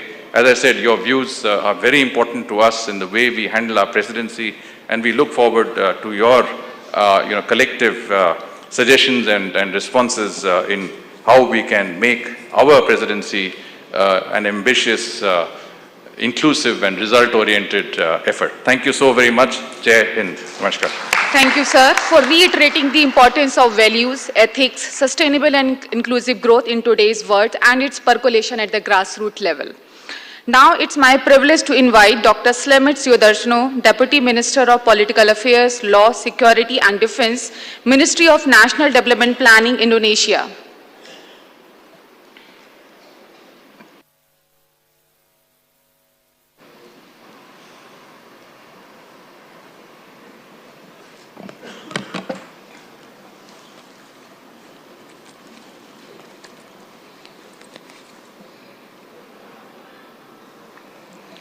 Honorable Chief Minister, Excellency Mr. Pratik Hajela, Chief Executive Officer, Atal Bihari Vajpayee Institute of Good Governance and Policy Analysis, respected Professor Sachin Chaturvedi, Director General Research and Information System for Developing Countries, and Vice Chairman Atal Bihari Vajpayee Institute of Good Governance and Policy Analysis, and Madhya Pradesh Rajya National Institution for Transforming India, Niti Aayog, respected Mr. Sri Rohan Jetley, Member, Think 20 India Core Group, New Delhi, respected Ambassador Sujan R. Chinoy, T20 Chair and Director General, Manohar Parrikar Institute for Defense Studies and Analysis, New Delhi,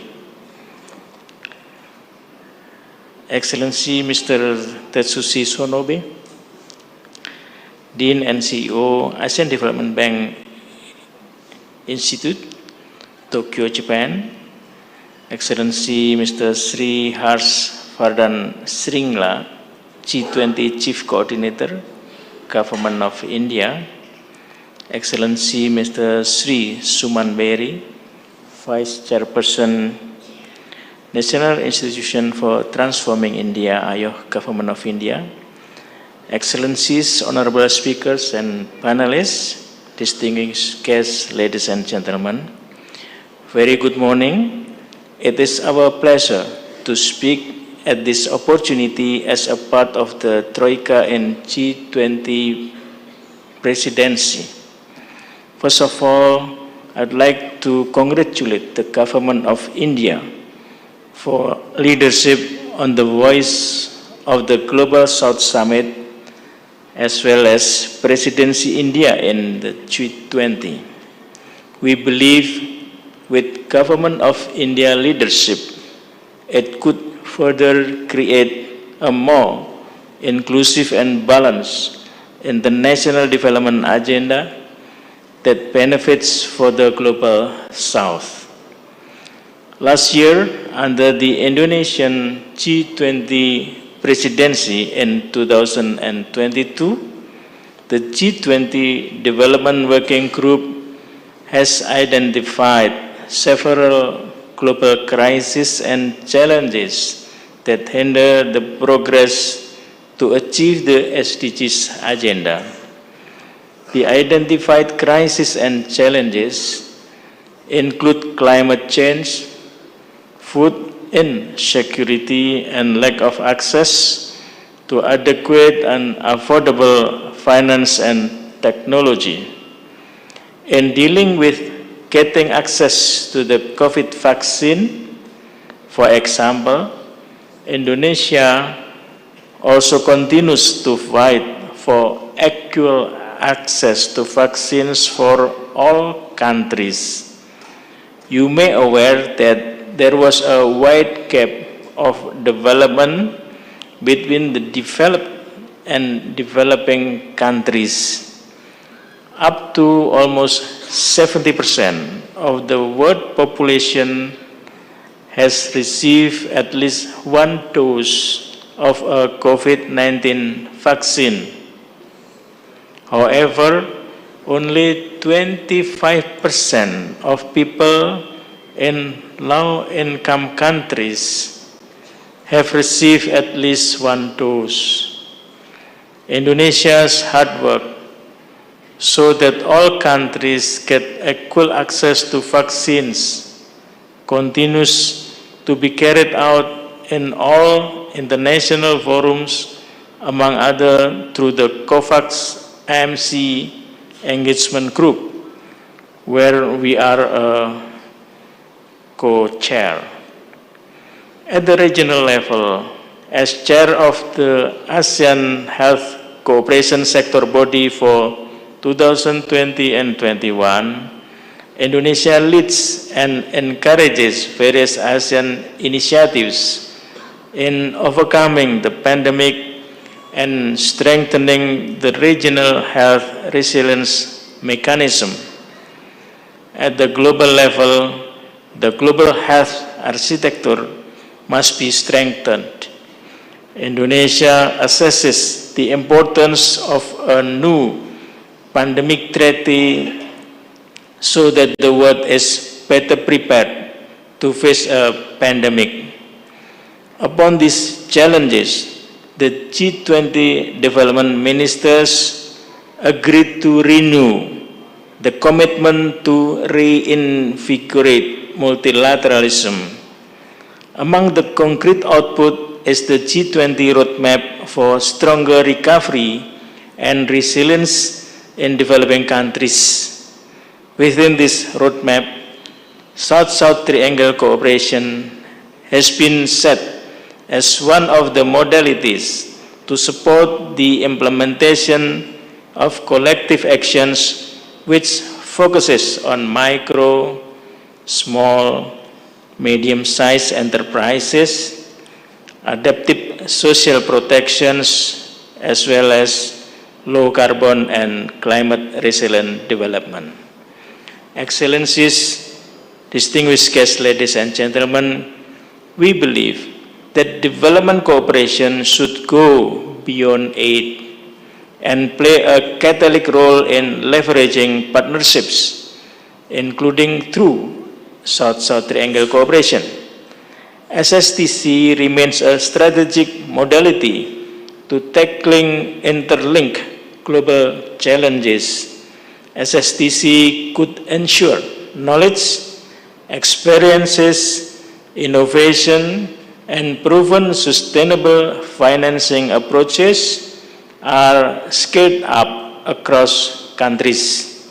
At the same time, SSTC could be one of the drivers of economic development and reducing the geopolitical tensions through solidarity. Recognizing the importance of such development cooperation, in the next 20 years, Indonesia will continue to put SSTC as one of the national priorities to support economic cooperation, transformation, and development. Excellencies, distinguished guests, ladies and gentlemen, I believe that Indonesia and India are on the same page toward accelerating the global recovery, including of the global south. We do hope initiatives brought by India to the table could strengthen the preceding outcomes of the G20 and other global efforts toward a more resilient world. As one of the co-chairs at the Global Partnership for Effective Development Cooperation, GPEDC, for 2023 until 2025, we would like to encourage India to also participate in this forum to widen the outreach and maximize all means of cooperation for a more effective development. I think I have to stop here, looking forward to a fruitful discussion. Thank you very much. Thank you, sir. It's an honor to invite the next speaker, Shri Suman Berry, Vice Chairman, Niti Aayog, Government of India, for his special remark.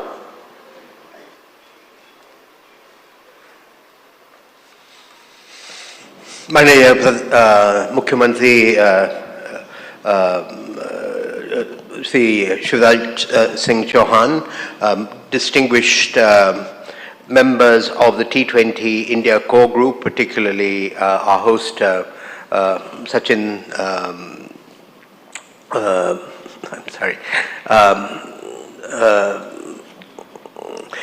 others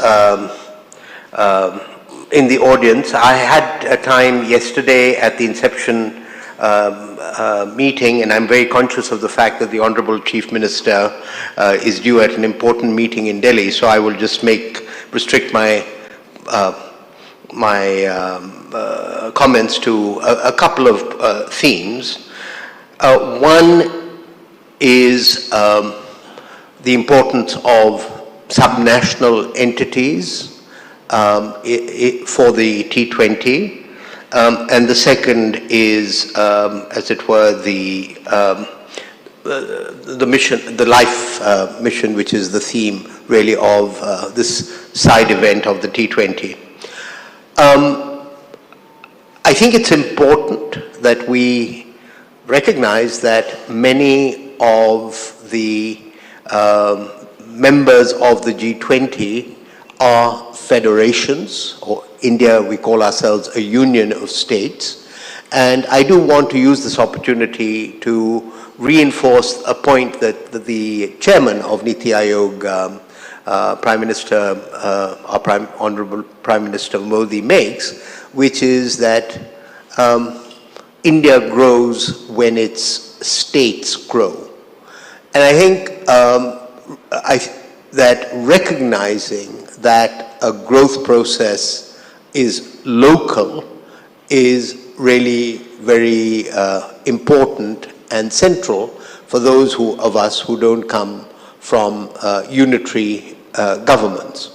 And so it is very much a part of Prime Minister Modi's guidance and insight that it was important that G20 events happen around the world, around India, and I do hope that you will use the opportunity of being outside Delhi to get a sense of the reality of economic development in this state and in other states.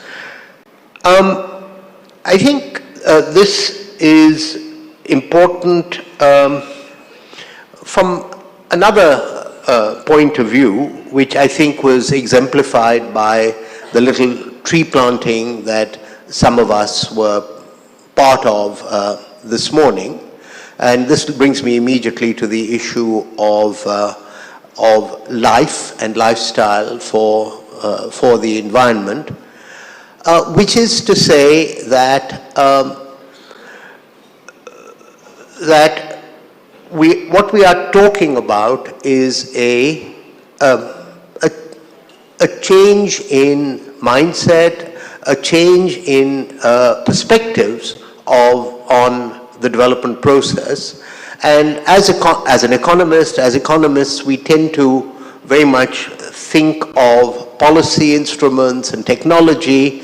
But over breakfast this morning with the Honorable Chief Minister, you know, he indicated the importance of persuasion, messaging, and the tree planting that some of us were part of was an indicator of that.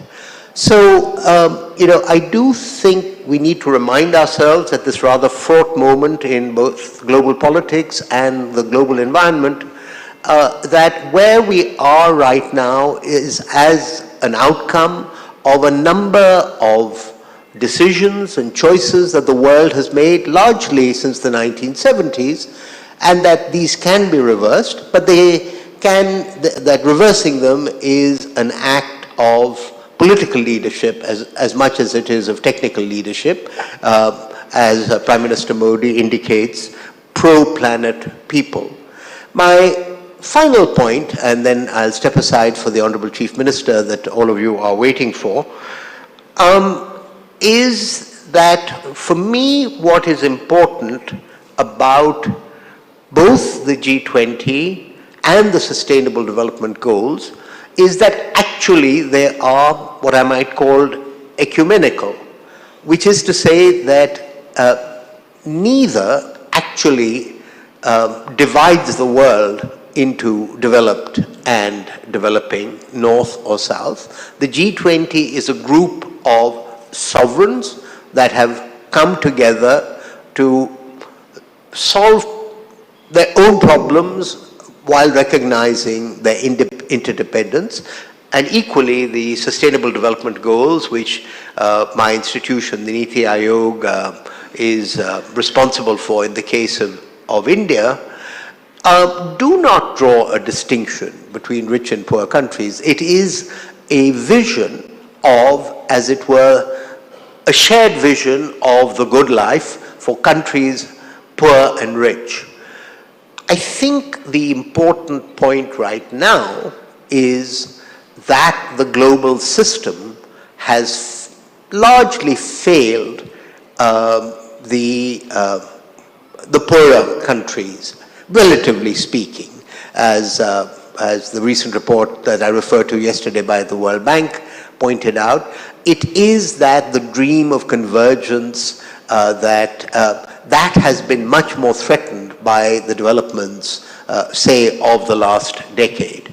And so I just want to make the point that while it is India's aspirations that we, as it were, be the voice of the Global South, and there was an event for that, I do hope that the spirit of fraternity that unites both the G20 and the SDGs will also be an important part of the deliberations.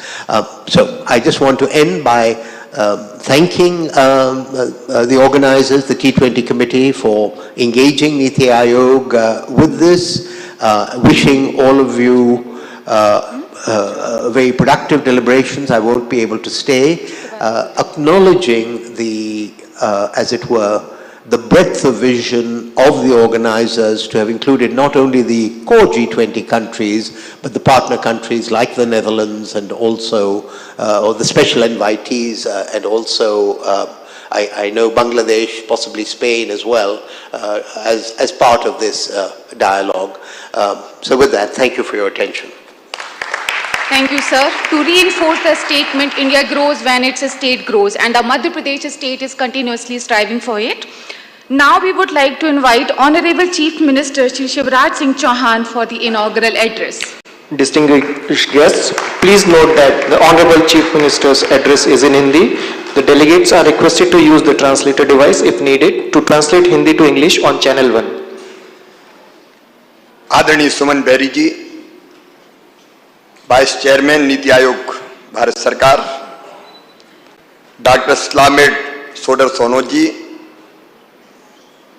हमारे रक्षा मामलों के उपमंत्री Indonesia Shri Harshvardhan Shringla जी, श्री तेजतुसी सोनबे जी, सुजन चिनाय जी, Rajiv Kumar ji, Dennis nowhere जी, सुश्री Shyamala Gopinath ji, M Suresh Babu जी, George लोरथे जी, सचिन जी, जिन्होंने T20 की इस बैठक को यहां आयोजित करने में महत्वपूर्ण भूमिका निभाई है,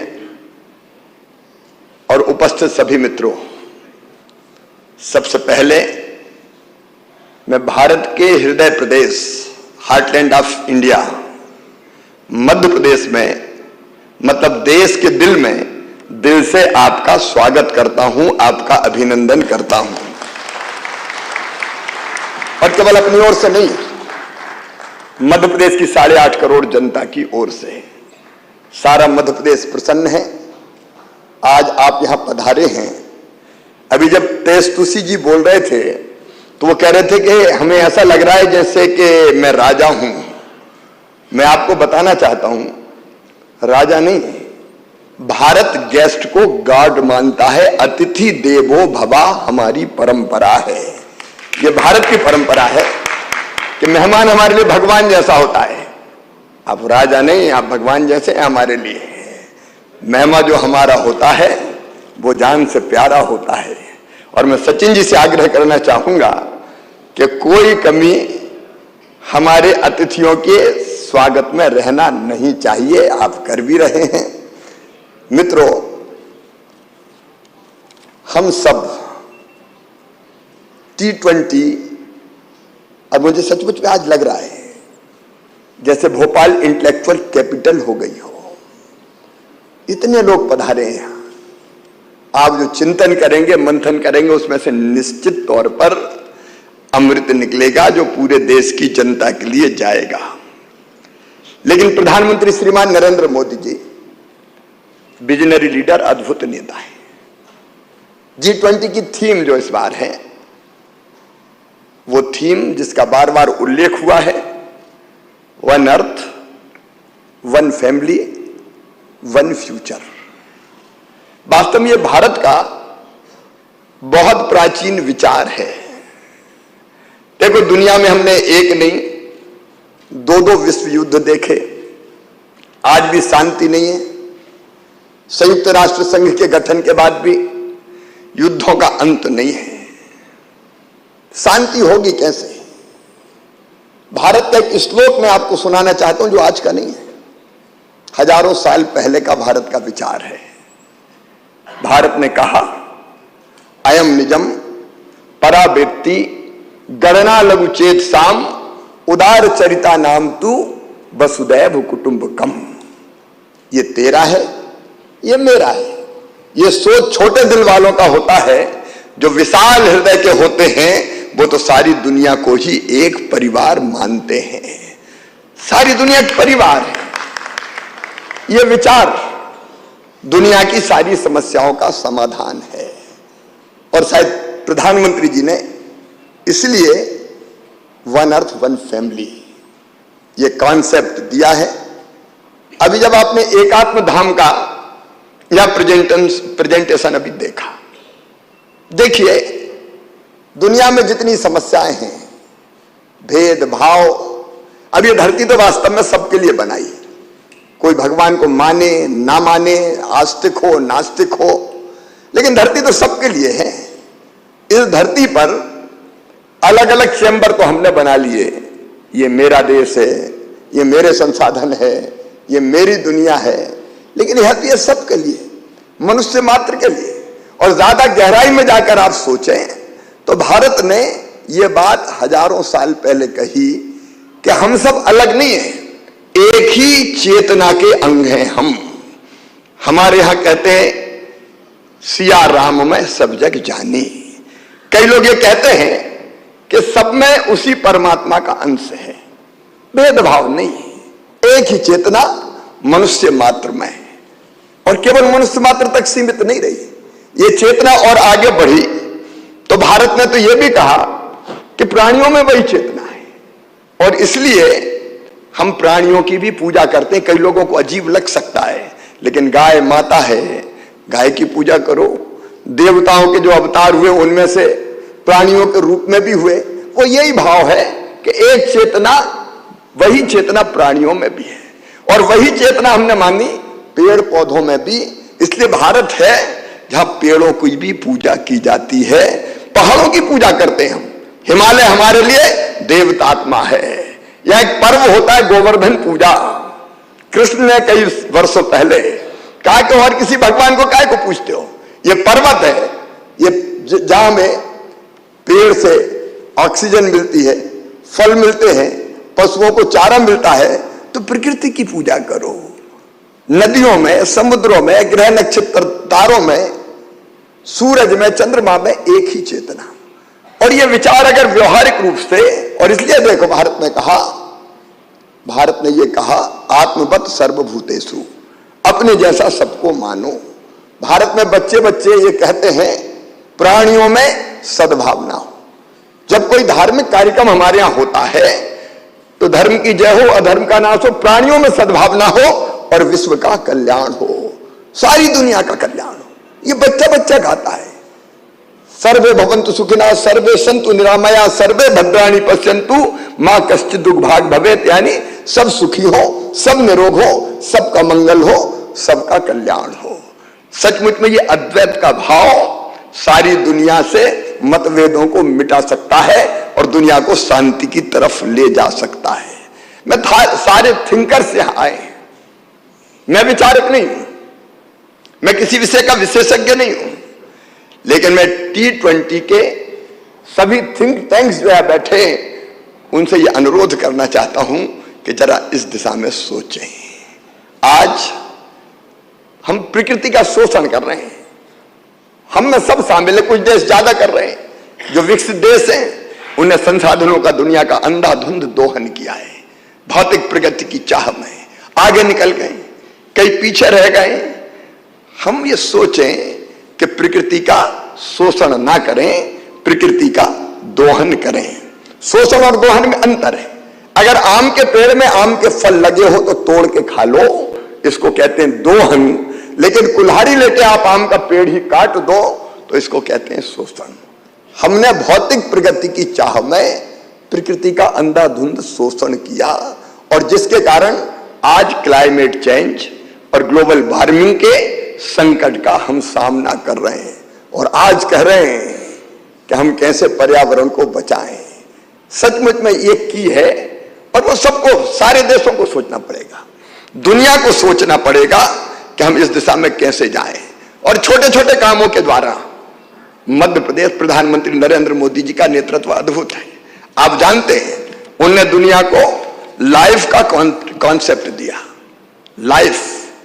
और लाइफ का अगर मतलब आप लाइफ और पंचामृत में भी उन्होंने कहा भारत 2030 तक अपनी गैर परंपरागत ऊर्जा क्षमता को 500 गीगावाट तक पहुंचाएगा।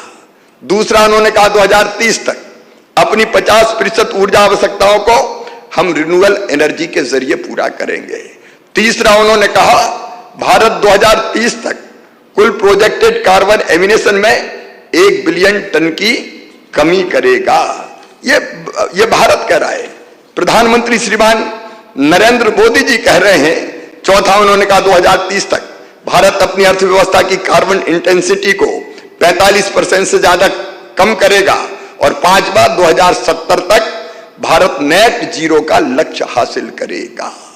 उनका लाइफ का आइडिया, ये पंचामृत सचमुच में दुनिया को बचाने का मंत्र है और आज बेहद प्रासंगिक मैं इसको मानता हूं। अब ये सदी हमको धरती को समर्पित करना चाहिए। एक ग्रीन जीडीपी के बारे में आप लोग विचार करें। ग्रीन जीडीपी मतलब प्रगति की बात प्रकृति के साथ, प्रकृति से उतना निकालो जिसकी भरपाई प्रकृति अपने आप कर ले, इसलिए प्रगति प्रकृति के साथ। ग्रीन फाइनेंसिंग, पर्यावरण मित्र टेक्नोलॉजी का हम कैसे प्रभावी उपयोग करें और उसके उपयोग के लिए धन की व्यवस्था में सभी देशों की भागीदारी हो।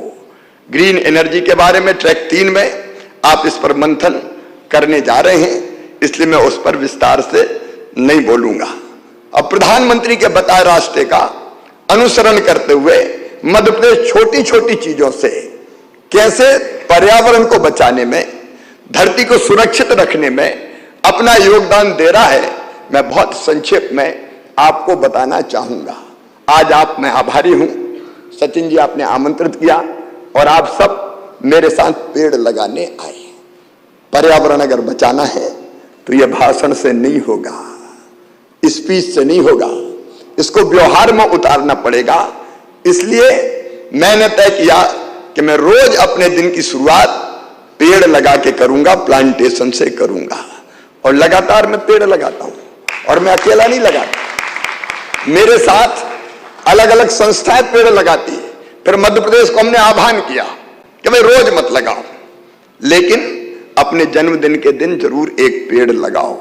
मैरिज एनिवर्सरी पर जो शादी की वर्षगांठ है उस दिन एक पेड़ लगा दो, इससे बढ़िया मैरिज एनिवर्सरी और क्या हो सकती है। बच्चों के जन्मदिन पे पेड़ लगा दो, अपने माता पिता की पुण्य स्मृति में पेड़ लगा दो। हमने एक अंकुर पोर्टल बनाया और कहा कि पेड़ लगाओ और उस पोर्टल पर अपलोड करो। तो मुझे बताती हुई खुशी है कि 1 साल से भी कम हुआ है अंकुर पोर्टल लॉन्च किए हुए। लगभग 8 महीने में 37 लाख लोगों ने अपने जन्मदिन पर पेड़ लगाए और पोर्टल पर फोटो अपलोड किए, और केवल लगाने के अपलोड नहीं किए, 30 दिन बाद फिर फोटो अपलोड किया कि हमारा पेड़ ऐसा है, और 70 दिन बाद फिर अपलोड किया कि अब हमारा पेड़ ऐसा है। तो धीरे धीरे प्लांटेशन का एक वातावरण बन गया मध्य प्रदेश की धरती पर। हम केवल बात ना करें, हम अपने जीवन में उसको उतार के कुछ ना कुछ काम करके दिखाएं। 5 चीजें में, एक पेड़ लगाना, दूसरा प्रधानमंत्री जी ने कहा पर ड्रॉप मोर क्रॉप, पानी बचाने की बात उन्होंने कही। मध्य प्रदेश में हमने चलाया जलाभिषेक अभियान और उसमें हमने तय किया गांव का पानी गांव में रोकेंगे, खेत का पानी खेत में रोकेंगे। जनता के सहयोग से, केवल सरकार ने नहीं, जनता ने वाटर बॉडीज बनाना शुरू की सरकार के साथ मिलके, और हमने लगभग 4.5 लाख वाटर बॉडीज बना के कंप्लीट कर दी। छोटी बड़ी वाटर बॉडीज वाटर रिचार्जिंग का काम करने का काम कर रही है। और हर साल गर्मियों में हमारा जलाभिषेक अभियान चलता है, जहां जनता के साथ मिलके हम पानी बचाते हैं। मध्य प्रदेश में कैनाल इरिगेशन पे हम नहीं जा रहे, ड्रिप और स्प्रिंकलर प्रेशराइज पाइप की प्रणाली को अपना के हम पानी कैसे बचाएं। नहीं तो वाटर लेवल की जगह इतना नीचे चला जाता है कि वो एक अलग समस्या बन जाती है। तीसरी चीज, बिजली बचाएं। हम जानते हैं थर्मल पावर प्लांट पर्यावरण को कितना नुकसान पहुंचाते हैं, और इसलिए बिजली बनाना बिजली बचाना बिजली बनाने के बराबर है। यह हमने फैसला किया। हम ग्रीन एनर्जी की तरफ जा रहे हैं। मध्य प्रदेश में 5500 मेगावाट सोलर की एनर्जी हमने उत्पादित की है। मध्य प्रदेश ऐसा राज्य है जो अपने बांधों में भी पानी पर सोलर पैनल बिछा के सोलर पावर प्लांट लगा रहा है। और बिजली का उत्पादन करने का काम कर रहा है, हम उस दिशा में बढ़ रहे हैं। लेकिन तब तक बिजली बचाएं। मैं खुद अगर अपने कमरे से बाहर निकलता हूं तो स्विच ऑफ खुद करता हूं, मैं वेट नहीं करता कि मेरे जाने के बाद कोई स्विच ऑफ करे। हमने ये छोटी छोटी चीजें हम नहीं कर सकते क्या? और पूरे मध्य प्रदेश को मैंने आह्वान किया है कि फालतू बिजली नहीं चलेगी, बिजली बचाने का काम करो। एक और महत्वपूर्ण अभियान, वो इससे थोड़ा अलग है, लेकिन वो है बेटी बचाओ अभियान। मैं मध्य प्रदेश के संदर्भ में कहना चाहता हूं, हमारे यहाँ सेक्स रेशियो थोड़ा गड़बड़ा रहा था।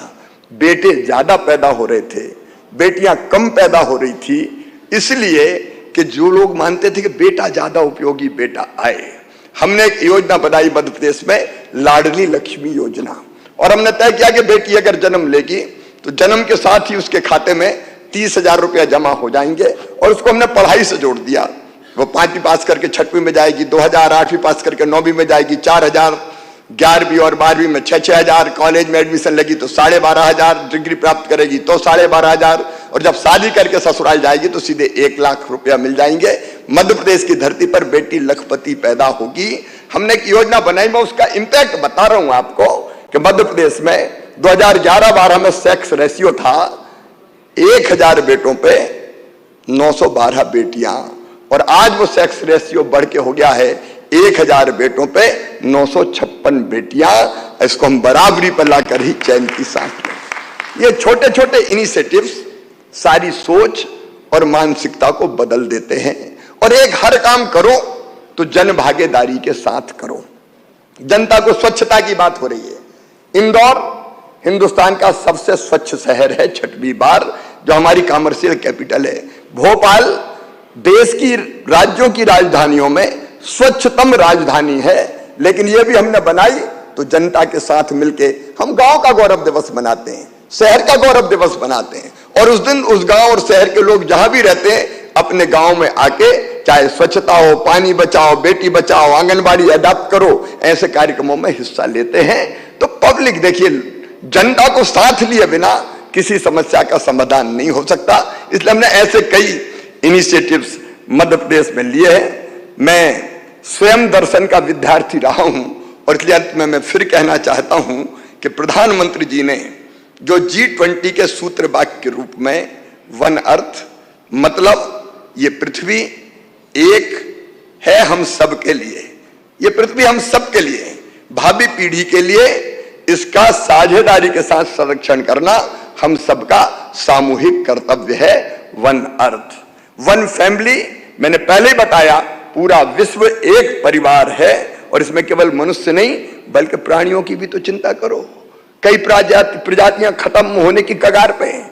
अब हमारे यहाँ चीते बहुत थे हिंदुस्तान में, एक जमाने में चीते समाप्त हो गए। ये अलग बात है कि प्रधानमंत्री जी नामीबिया से फिर चीते लेके आ गए।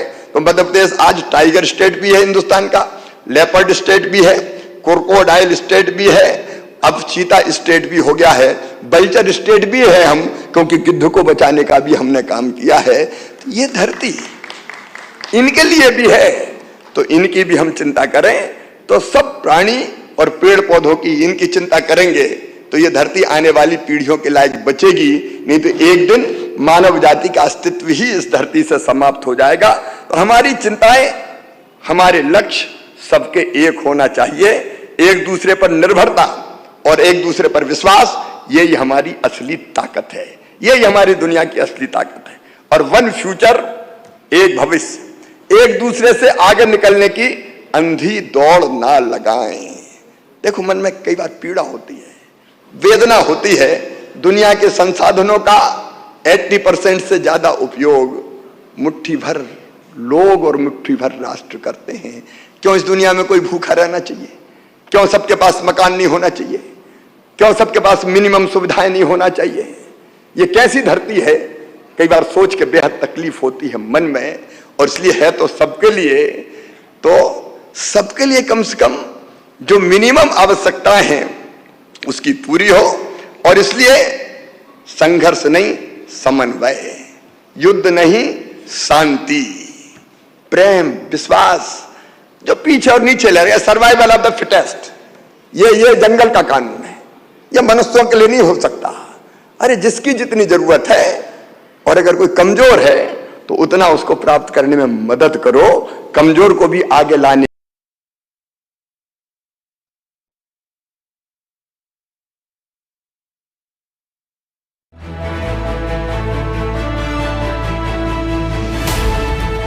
ये है इंडिया फर्स्ट कम्युनिकेशन। और ये पृथ्वी हम सबके लिए, भावी पीढ़ी के लिए इसका साझेदारी के साथ संरक्षण करना हम रहे हैं। पब्लिक फर्स्ट, सर्वदा भारतीय। पूरा विश्व एक परिवार है और इसमें केवल मनुष्य नहीं बल्कि प्राणियों की भी तो चिंता करो। कई प्रजातियां खत्म होने की कगार पे हैं। अब हमारे यहाँ चीते बहुत थे हिंदुस्तान में, एक जमाने में चीते समाप्त हो गए। ये अलग बात है कि प्रधानमंत्री जी नामीबिया से फिर चीते लेके आ गए।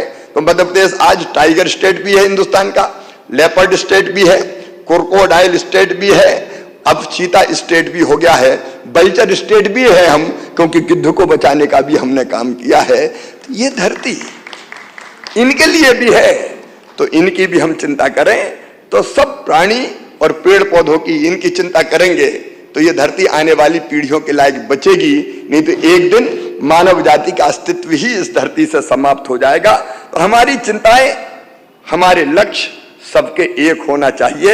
एक दूसरे पर निर्भरता और एक दूसरे पर विश्वास, यही हमारी असली ताकत है, यही हमारी दुनिया की असली ताकत है।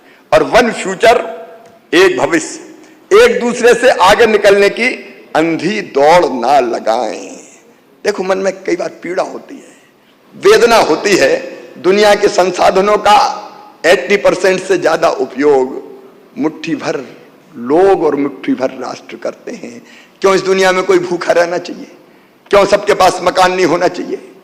क्यों सबके पास मिनिमम सुविधाएं नहीं होना चाहिए? ये कैसी धरती है? कई बार सोच के बेहद तकलीफ होती है मन में।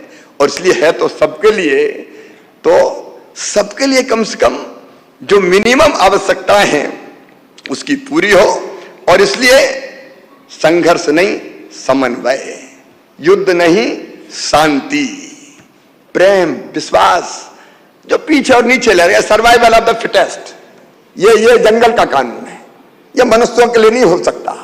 अरे जिसकी जितनी जरूरत है, और अगर कोई कमजोर है तो उतना उसको प्राप्त करने में मदद करो, कमजोर को भी आगे लाने। It is indeed my proud privilege to propose the vote of thanks today at the first G20 event in Madhya Pradesh, the heart of India. On behalf of all, I would like to express our deepest and most heartfelt gratitude to the Honorable Chief Minister of Madhya Pradesh, Shri Shivraj Singh Chauhan ji, not only for gracing this event with his august presence, but also for his leadership to the state-level contributions towards G20. We are indeed very obliged to you, sir, for not only for sharing with us today the strides made by Madhya Pradesh towards a sustainable, inclusive, clean, green future for all, which accommodates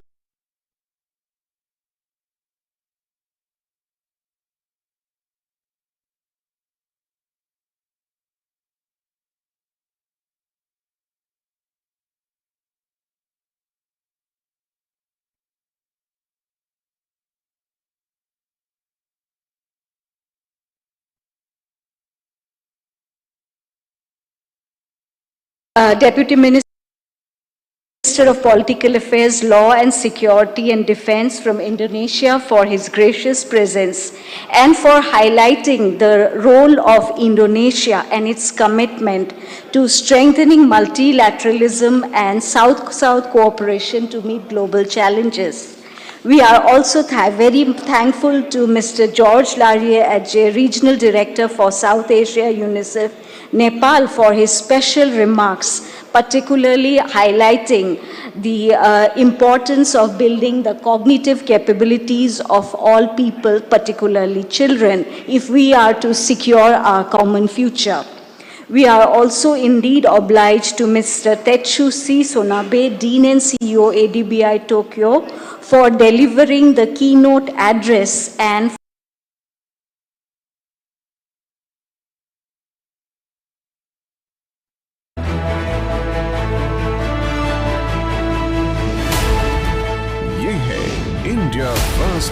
communication और आप देख रहे हैं public first, सर्वदा भारतीय।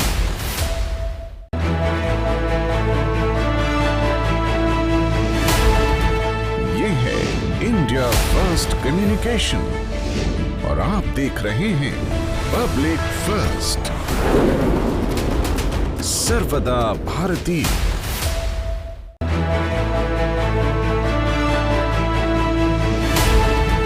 ये है India first communication और आप देख रहे हैं पब्लिक फर्स्ट, सर्वदा भारतीय। Manohar Parrikar Institute of Defence Studies and Analysis for stressing on the role of the T20 as an academic space and for its also very human-centric approach. I would also like to record our thanks to DG RIS and Honorable Vice Chairman AIGGPA Professor Sachin Chaturvedi for in fact putting MP in the thick of things as far as the G20 process is concerned, and for his vision in shaping the SDGs. We are also very grateful to Shri S.S. Shukla, PS Tourism, and Mr. Pratik Hajela, PS Social Justice and CEO AIGGPA for their welcome remarks.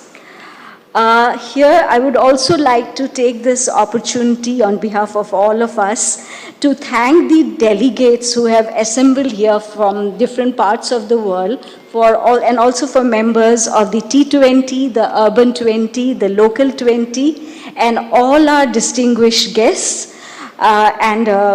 We are very, very hopeful that with your kind cooperation and participation, we would have a very fruitful 2 days ahead. Last but not the least, I would also like to thank all our colleagues from RIS, AIGGPA, Rajya Niti Aayog, MP, who have been relentlessly working behind the scenes to make this event a grand success. Thank you all. Thank you, ma'am. With this, we conclude the inaugural session. Dear delegates, please join us at the lawn for a short tea break. I request you to reassemble in 15 minutes for the plenary session 1, Life, Values and Development Transformations, which will be held here. Thank you.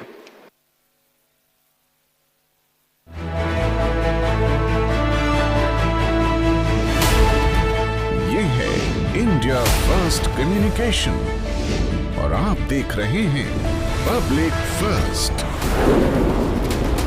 सर्वदा भारतीय।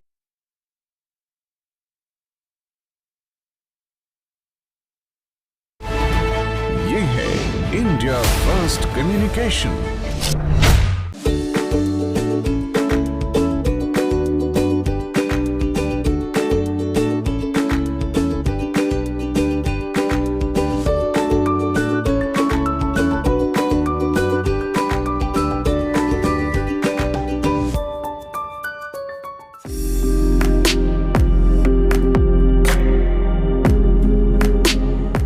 आज हम बनाने जा रहे हैं सेवइयां की खीर।